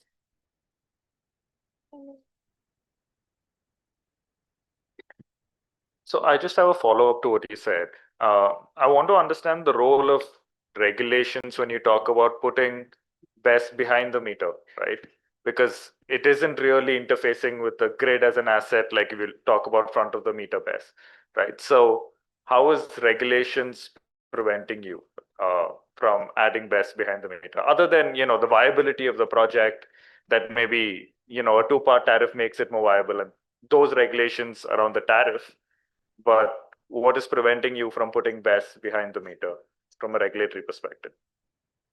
Okay, so the key thing for us is, besides what you have said, one key thing for us is the absence of clarity, ambiguity. So in one word, you can say you are free to do whatever not prohibited by the law. On the other hand, the authority may come and say, hey, it's not allowed in the law, so you cannot do it. So we really want to see a lot of, our preference at this stage is to see more clarity in policy. For example, policy saying, as long as you are behind the meter, you are not connected to the national grid, you should be able to do whatever agreeable between the private party without harming the national grid. So that's all we need. We don't think the government need to interfere into the behind the meter. Either it's a user meter or it's a retailer meter. Anything behind the meter shouldn't be the business of the government, except for safety and others, anything that can harm public interest. So that is something we have been advocating for. And we think all the private party are sophisticated enough to negotiate a proper deal for each of them. And also, like Trung Anh from our from NAMI team has already said, with battery deployment in industrial park, generally the electricity quality increase because of more stability. And under the retail pricing at the moment, we are unable to charge a premium thanks to battery storage. And I think it's not fair for battery if it because it bring benefit to the whole system, right? It's reduce EVN investment infrastructure, so it should be able to share some of the benefit it creates, and that is that is the to us is something quite important as well, especially during this stage where investment cost is still high. So battery need to be given, need to be shared, not given. Need to be able to share some of the benefit it bring about. And I just want to echo what you are saying. is what we were thinking. I think the current way of like some of the conversations this morning, some of the reports that are being drafted still think about the value of the batteries within what is given in the current policy kind of like framework. But what we need is to define all the values of the battery if the policy is really like innovated or introduced based on acknowledging all the potential values, so that all these values, which is now not able to be reflected in the market, is being recognized and also being remunerated, have a pathway, which is, I think, what you was trying to say, that cost is high, but this high cost can and should be able to be like returned or reclaimed through a sensible like stacking of the revenue. But to make the revenue stacking happen, you need the policy, you need the recognition of the values, and you need the policy to recognize all these values in certain way of return to the industry. I think that's me echoing what you were saying, and I think that's where we should see going forward of this piece of work. And actually, that leads to my other question, which is like, what if will happen next year with the BESS task force? Is any of the other like embassies going to continue host this, or I don't know, that's another different question, but this is also a continuation of how we can continue to push this, how we can bring all these policy requests further. Thank you. Thank you. Tôi là Linh từ ngân hàng VPBank. Thì thực ra là sau khi nghe trao đổi của tất cả các thành viên mà hôm nay tham gia thì tôi nghĩ là thứ nhất là về BESS, nó là một cái mà rõ ràng chúng ta đều thấy nó có lợi ích. Và nếu mà tính về một cái hệ thống năng lượng mà về định hướng của chính phủ là sẽ tăng dần tỷ trọng của năng lượng tái tạo, thì giải pháp về BESS là đương nhiên phải có để đảm bảo tính điều hòa và tính ổn định của hệ thống. Tuy nhiên là tôi vẫn đang cảm thấy, tất nhiên là qua chia sẻ của các đại diện từ Huawei, từ Nami hay là từ DeepSeek, thì chúng ta đều đang thấy một cái nổi cộm nhất, đấy là về cơ chế chính sách, policy, hành lang pháp lý và cái khung định hướng của nhà nước như thế nào. Trước khi mình nói đến câu chuyện là vậy hiệu quả tài chính như thế nào và liệu nó có bankable hay không. Tại vì ví dụ như là Huawei hay là Nami và DeepSeek đều có nói đến câu chuyện, một cái ví dụ rất là đơn giản là vậy đặt hệ thống BESS ở đâu. Thì rõ ràng bây giờ chính phủ cũng chưa có quy định cụ thể. Và nếu như tôi chỉ nghĩ đơn giản brainstorm trong đúng cái khuôn khổ của cái hội nghị hôm nay thôi, là đâu đấy có khi chính phủ cũng có nên cái định hướng về mặt high level, giống như là ở trong quy định điện 8 thì renewable energy mình sẽ đặt ở những cái địa phương hay là những cái khu vực như thế nào nó là có tiềm năng lớn nhất, chứ mình cũng không thể để một cái phát triển BESS mà nó là do tư nhân đứng ra và quyết định cái nơi đặt đấy. Và có thể cũng chính vì từ những cái lo ngại như thế mà bản thân tư nhân như các công ty DeepSeek chẳng hạn, khi họ muốn đặt có thể là quy định hiện tại policy là không yêu cầu phải xin phép. Nhưng mà mình cũng không đủ tự tin là nếu mình đặt như thế thì sau này liệu nó có phù hợp với quy hoạch điện lưới hay không, và phù hợp với cái điều tiết của điện lưới quốc gia hay không. Thì chung quy lại tôi thấy cái vấn đề về chính sách, về khung pháp lý và về định hướng của nhà nước nó là rất là quan trọng và là cái bước đầu tiên mà chúng ta cần phải khơi thông. Thì cái đấy nó là nỗ lực của tất cả các thành viên tham gia thị trường, và đặc biệt là các tổ chức như là GEAPP hay là những tổ chức ví dụ như chị có nói về các đại sứ quán hay là các cái hỗ trợ từ các nước G7 hay các nước phát triển hơn hay các nước đã có kinh nghiệm về làm BESS. Còn về quan điểm từ phía một lender là một tổ chức tài chính, thế thì khi mà đánh giá một dự án hay là một doanh nghiệp muốn đầu tư vào BESS chẳng hạn, thì tổ chức tài chính nào cũng vậy, sẽ là đánh giá tính khả thi của dự án, khả năng thực hiện của nhà thầu cũng như là cái kinh nghiệm triển khai của chủ đầu tư. Và sau đấy sẽ là những cái chỉ số về cost and benefit, khung giá thành như thế nào, nó có đạt được lợi ích của dự án rồi thời gian thu hồi vốn hay không. Thì những câu hỏi đấy tôi nghĩ là còn chưa thể trả lời được, tại vì bản thân khung chính sách giá áp dụng như thế nào cũng chưa rõ ràng. Cho nên nếu mà nói đến câu chuyện là có bankable hay không, hay là lender đã có thể cho vay được các dự án BESS mà trên cơ sở project financing non-recourse hay không, thì nó còn khá sớm đối với lender. Cũng chính vì lý do đấy mà tôi nghĩ là các lender bây giờ cũng rất là dè dặt trong việc là tài trợ các dự án về năng lượng BESS.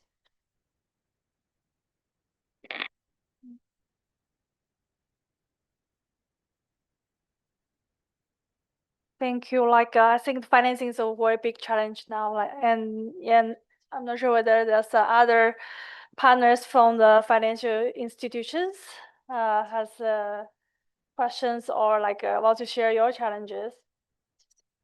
Maybe.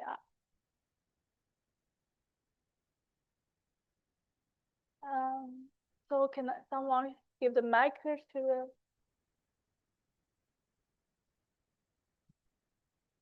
Just say your name and your company or organization. Good afternoon. I am from Import. I'm chairman of the company. We are doing the investor for storage and PV module for CNI and solar farm also.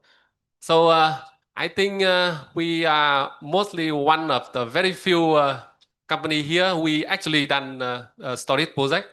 So we are signing the MOU with the 39 industrial park in Vietnam for total storage of 2 gigawatt hour already.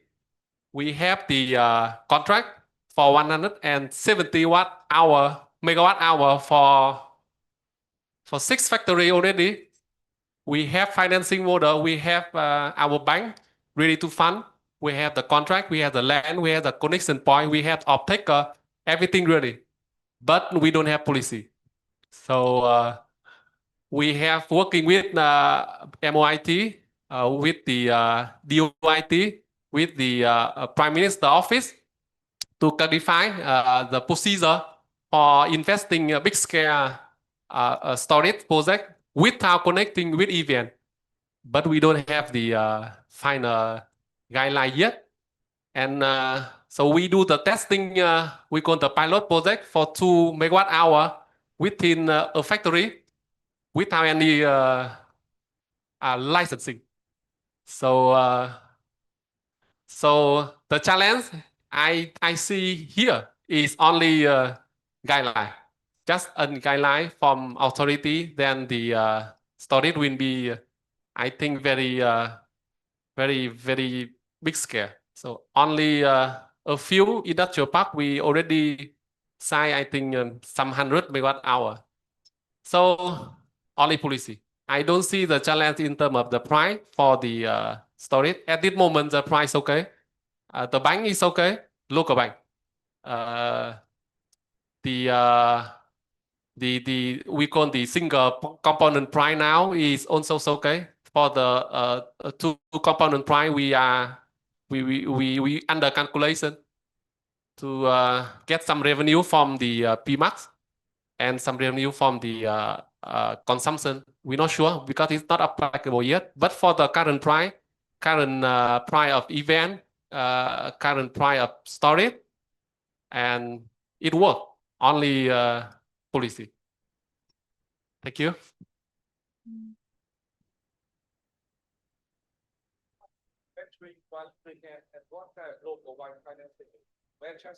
Very keen to hear because I don't see that in the market.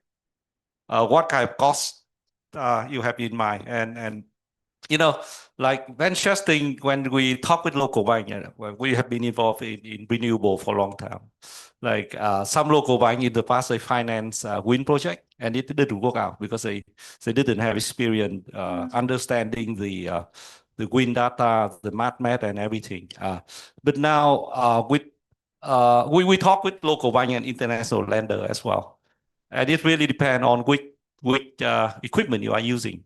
And the business models and absence of the regulation guidelines, no one is willing to finance. So very, very interesting to hear what you have to say. I'm also curious on the same questions. Would also want to learn from the market practice. So because no policy, the bank will not funding without policy. For the pilot project, we are using 100% our own finance, and we use that as the pilot number for the bank, so they can, when they are provide the funding, they can see what is the actual project number. But the bank we are working with, which is the BIDV, they agree, no issue. If have the policy, on the number, the revenue and the operation, the capex is good in the view.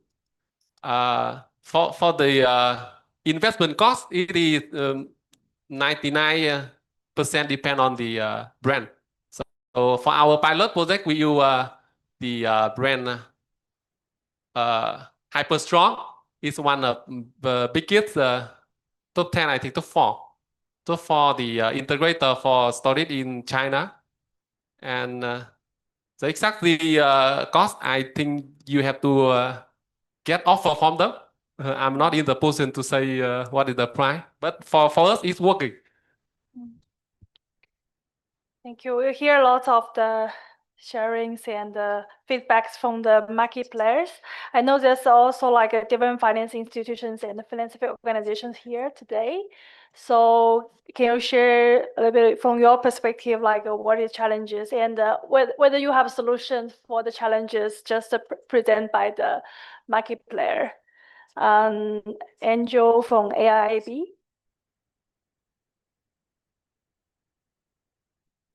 Hi. Yeah, thanks for the invite.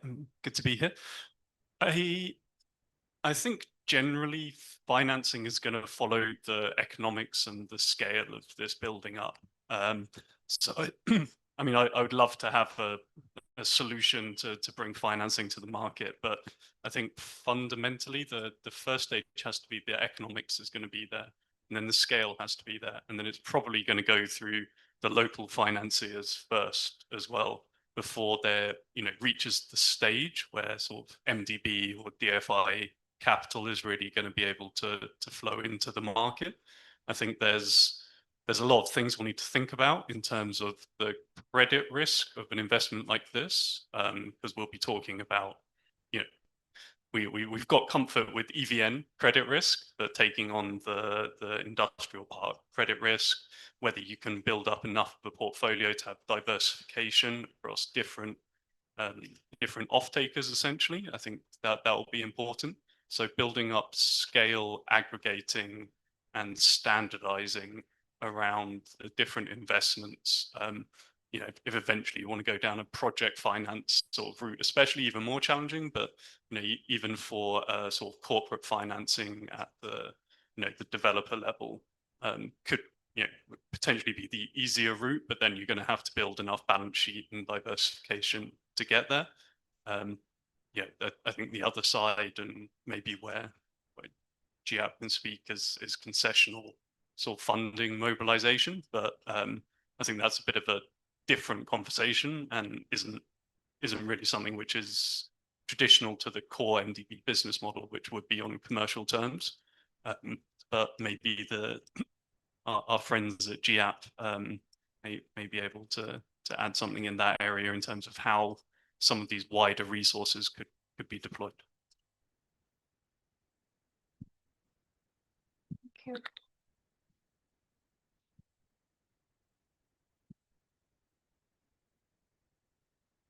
Any follow-up feedbacks or questions on the finance part? Okay.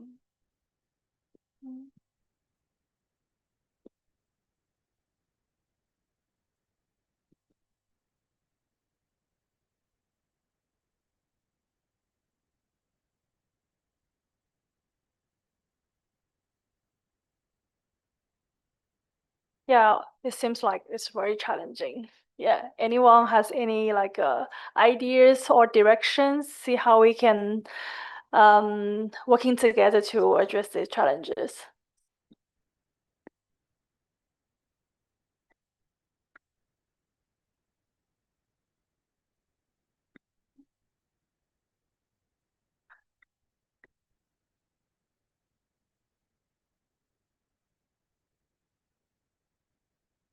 So I think the common thread is around policy, because while cost has come up, but cost is not a factor.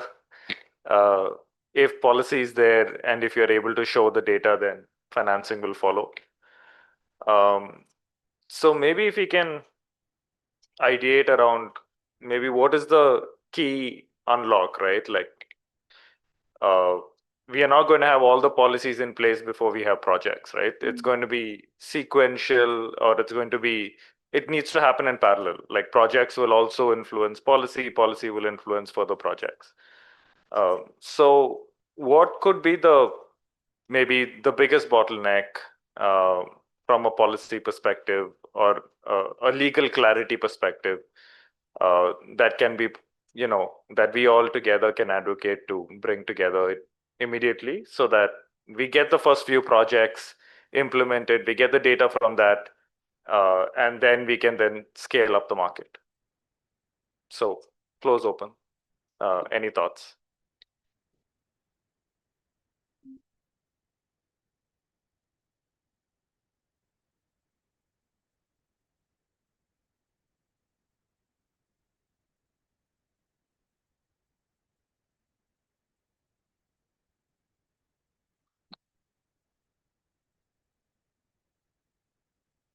Tôi thì không có cái chia sẻ gì nhiều, nhưng mà để đáp lại cái câu hỏi của bạn nãy ở đây là về cái kế hoạch hoặc cái dự kiến gì cho năm 2026 với phương diện là ở cơ quan quản lý nhà nước, nhưng mà thực ra là chỗ bên cơ quan tôi là vụ thị trường nước ngoài thì cũng không phải là chuyên môn gì nhiều về cái năng lượng hay là về chính sách, những chính sách về năng lượng. Tuy nhiên là theo cái quan điểm cá nhân của tôi thiết nghĩ thì tôi có thể trả lời cho câu hỏi của bạn là về cái kế hoạch hay dự kiến gì trong năm 2026.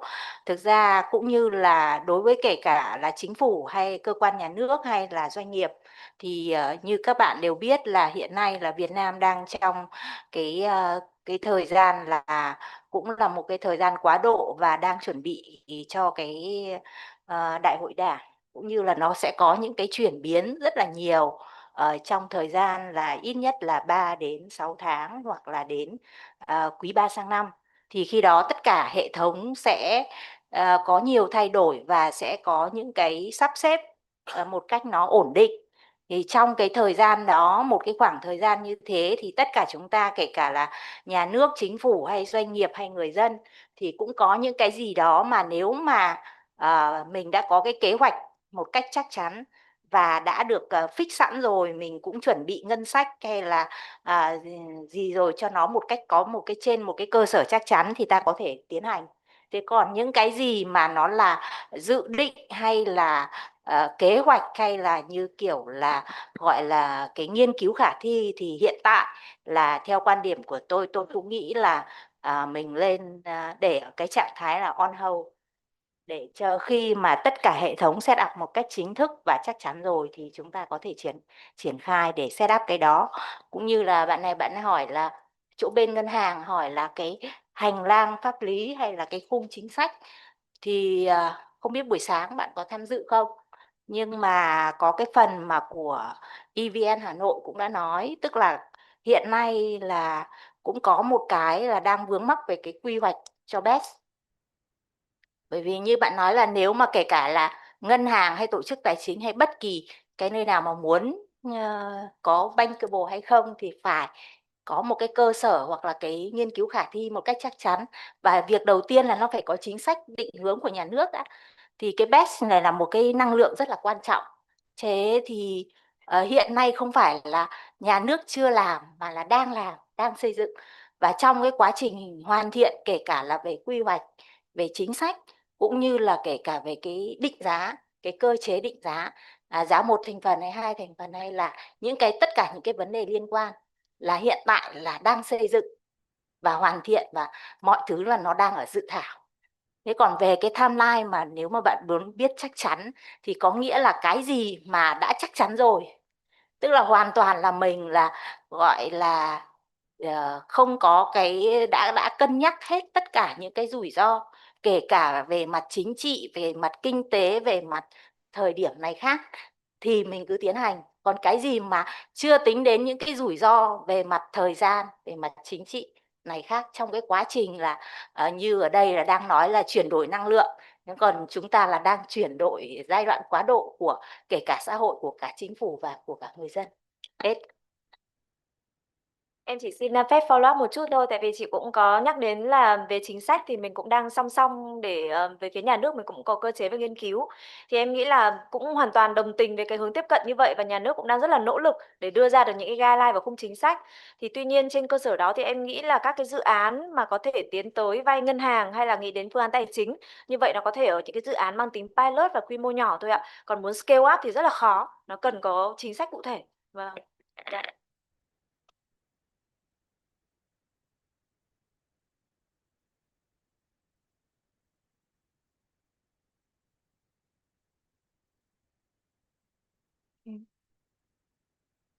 Thank you. There's a question from the participants, like the online. It's about like what is the plan for handling lithium-based BESS after 5 to 10 years of operation? Any participants has the answer for that? What's your plan after like 5 to 10 years operation? How you were handling lithium-based BESS? I feel the question is a little bit ahead of time, right? Because we haven't had planned to install that yet. Okay. So if there's no participants want to answer that question, I can move to the legal part. We also have the representative from the legal companies, like so because we need to also sign the contracts and between among different stakeholders, what are the critical elements of the contracts, and how those risks, like among within the project, should be allocated. So the we can I invite the representative from the WELAF? Okay. Well, thank you very much. Before answering to your question, I heard very interesting views, and the bottom line was that the policy is not clear. Now, why the policy is not clear?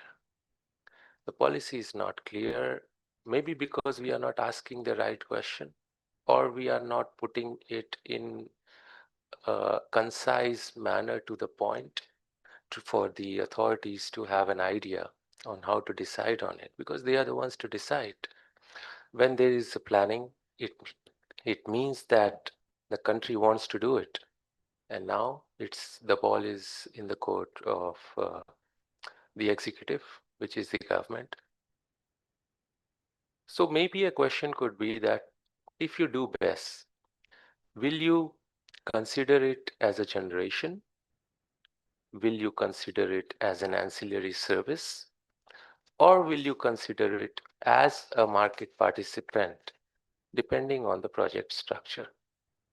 If this is answered, because the answer to this question will flow on how the investment regime for this kind of project will be governed. This will be a land use project. How the investment registration certificate will be issued to the foreign investors. What kind of business lines the investors have to subscribe for in their IRC or in their business registration ERC for a different kind of companies. So everything will be clear if we just get the clarity on this. So this was just a thought. On your question regarding the risk allocation, I have made certain points. Risk categories could be capex and ownership. It may be allocated between the developer and the IP owner, not the tenant necessarily. Operational responsibilities, the developer and the operator. Performance guarantees, developer and OEM performance warranties. Revenue saving sharing.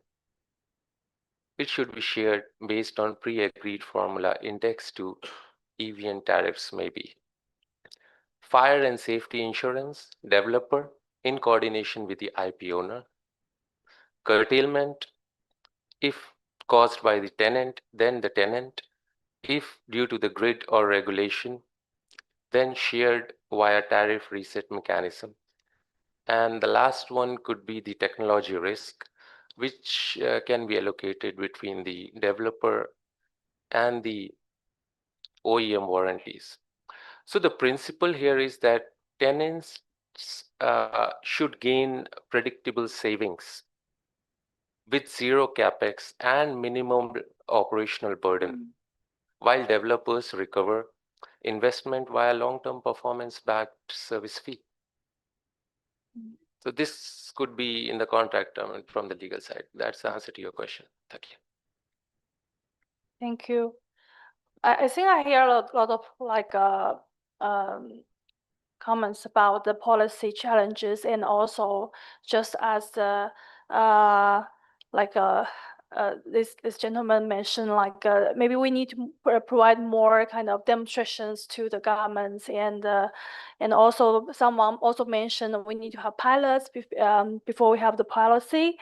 So we only have 10 minutes left. So I just want to have a final question about what are the top 2 actions you want to take to continue this conversation, and how we can move on this discussion to either the next level of demonstration or the pilots. Yeah, we can start from everyone who want to share your actions next year, or next two year. Maybe I share first my maybe top 2 actions after this conference. I think the first one is that keep engaging with all of the stakeholders who giving efforts and contributing to also the policy makers, and also to increase the capability and awareness of all the market participants. For example, like lenders. Lenders also very new to BESS. So we need to keep engaging and understand more and learning from other markets practice. And the second one, I think the pilot model is very important. So VP Bank ourselves, we also very keen and follow up a lot with EVN Vietnam, EVN Hanoi, for the best project pilot that they are doing right now. Though the process is quite slow, but we will continue to engage, and hopefully we can get something pilot successfully and pave the way for more projects to come. Yeah, thank you.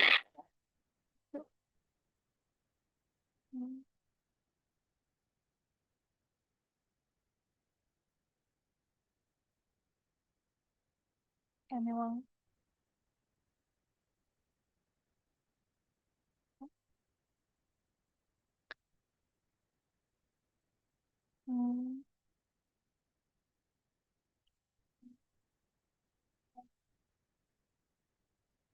I'll jump in briefly. I'm Justin Pena at the U.S. Embassy. I work in our commercial section. I'm alongside our State Department colleagues who are more focused on the renewables and energy sector more broadly.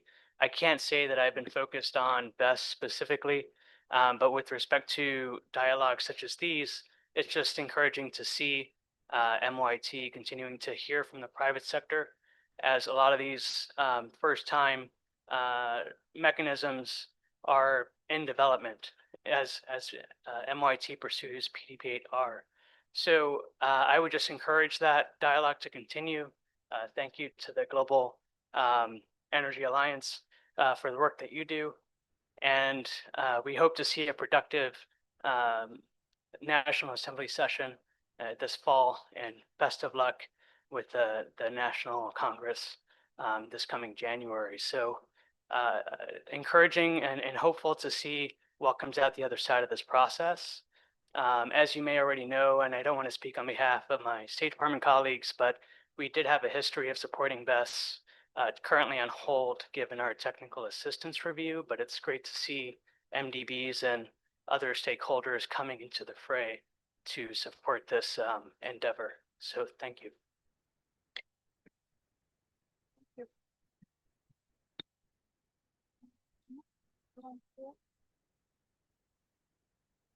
You want to share your plan? No, I think it's rightly pointed out that the two things, right? The pilot project with EVN Hanoi is probably going to unlock a lot of learnings for all the stakeholders here. But also maybe a few pilot projects in industrial parks. And that is probably something that we need to look at together, and how do we create those projects? Because the potential, like we saw, is quite huge. There's a lot of interest from the private sector. So I think it will be very important for us to deep dive into what is the policy blocker that we can tackle first. And then how do you make the financing flow, right? I think another question that I did have is also around the local ecosystem in order to develop these projects, right? Like, as a financier, you need to look at the bankability also of the developer in order to do the project that's going to ensure the lifetime. So how robust is the ecosystem here locally? I know the Wind Group has some manufacturing. So how is that ramping up? Is there any inputs from NAMI or the other developers in the room? Anything to add on that? The local ecosystem.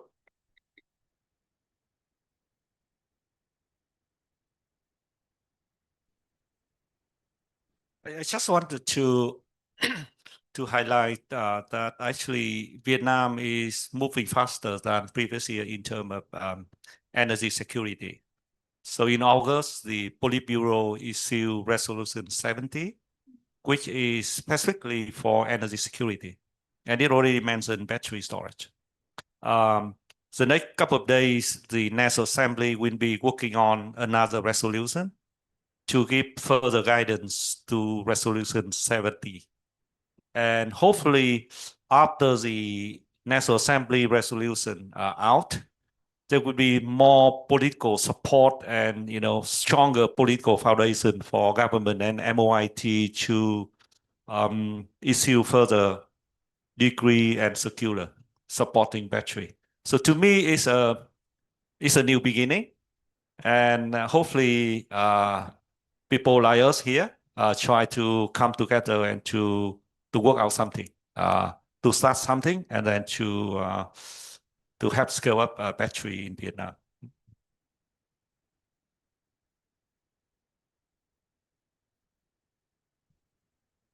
Yeah, maybe just to add, in this session, we heard there are a lot of policy gaps. There is gap of a lot of pilot projects. And as you rightly mentioned out, probably we are not asking the right questions to the policymakers. But maybe 1 year before, the gaps were even more. And with the help of sessions like these, the gaps are reducing.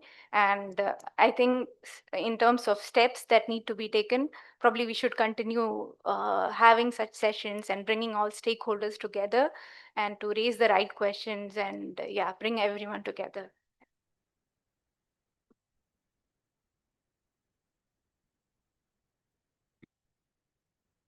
And any final thoughts?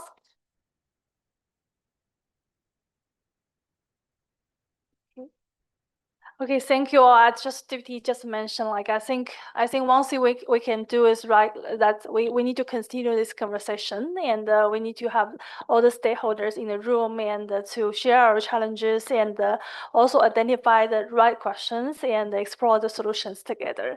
So really thank you for you joining this discussion. I will give floor back to my colleague Nimo. Thanks, Xiaojing. I think you've summarized the discussion. I think we need to start asking the right questions, like Vaibhav said, and working together to actually identify these questions and to create these pilot opportunities where learnings can come from. So thank you all for spending your time and for making this such a lovely discussion, a lively discussion, and for your participation. So with this, we conclude today's session. We will be sharing the presentations and a readout to the entire group. And we look forward to collaborating a lot closer in order to make these gaps, like Deepti said, make the gaps smaller, right, from what we have seen. So before we all leave, request everyone to come forward for a group photograph, and then we can end with some tea and coffee. Thank you.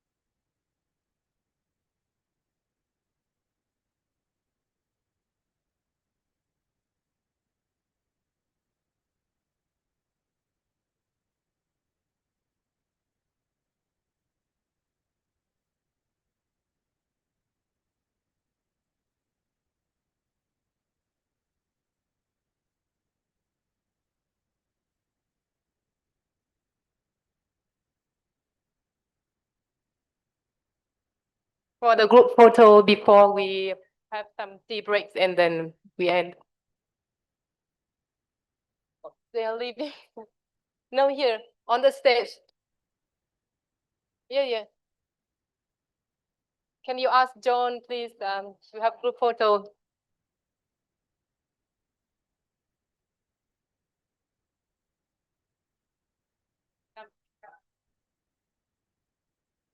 Anh Hà ơi, em mời mọi người lên group photo ạ.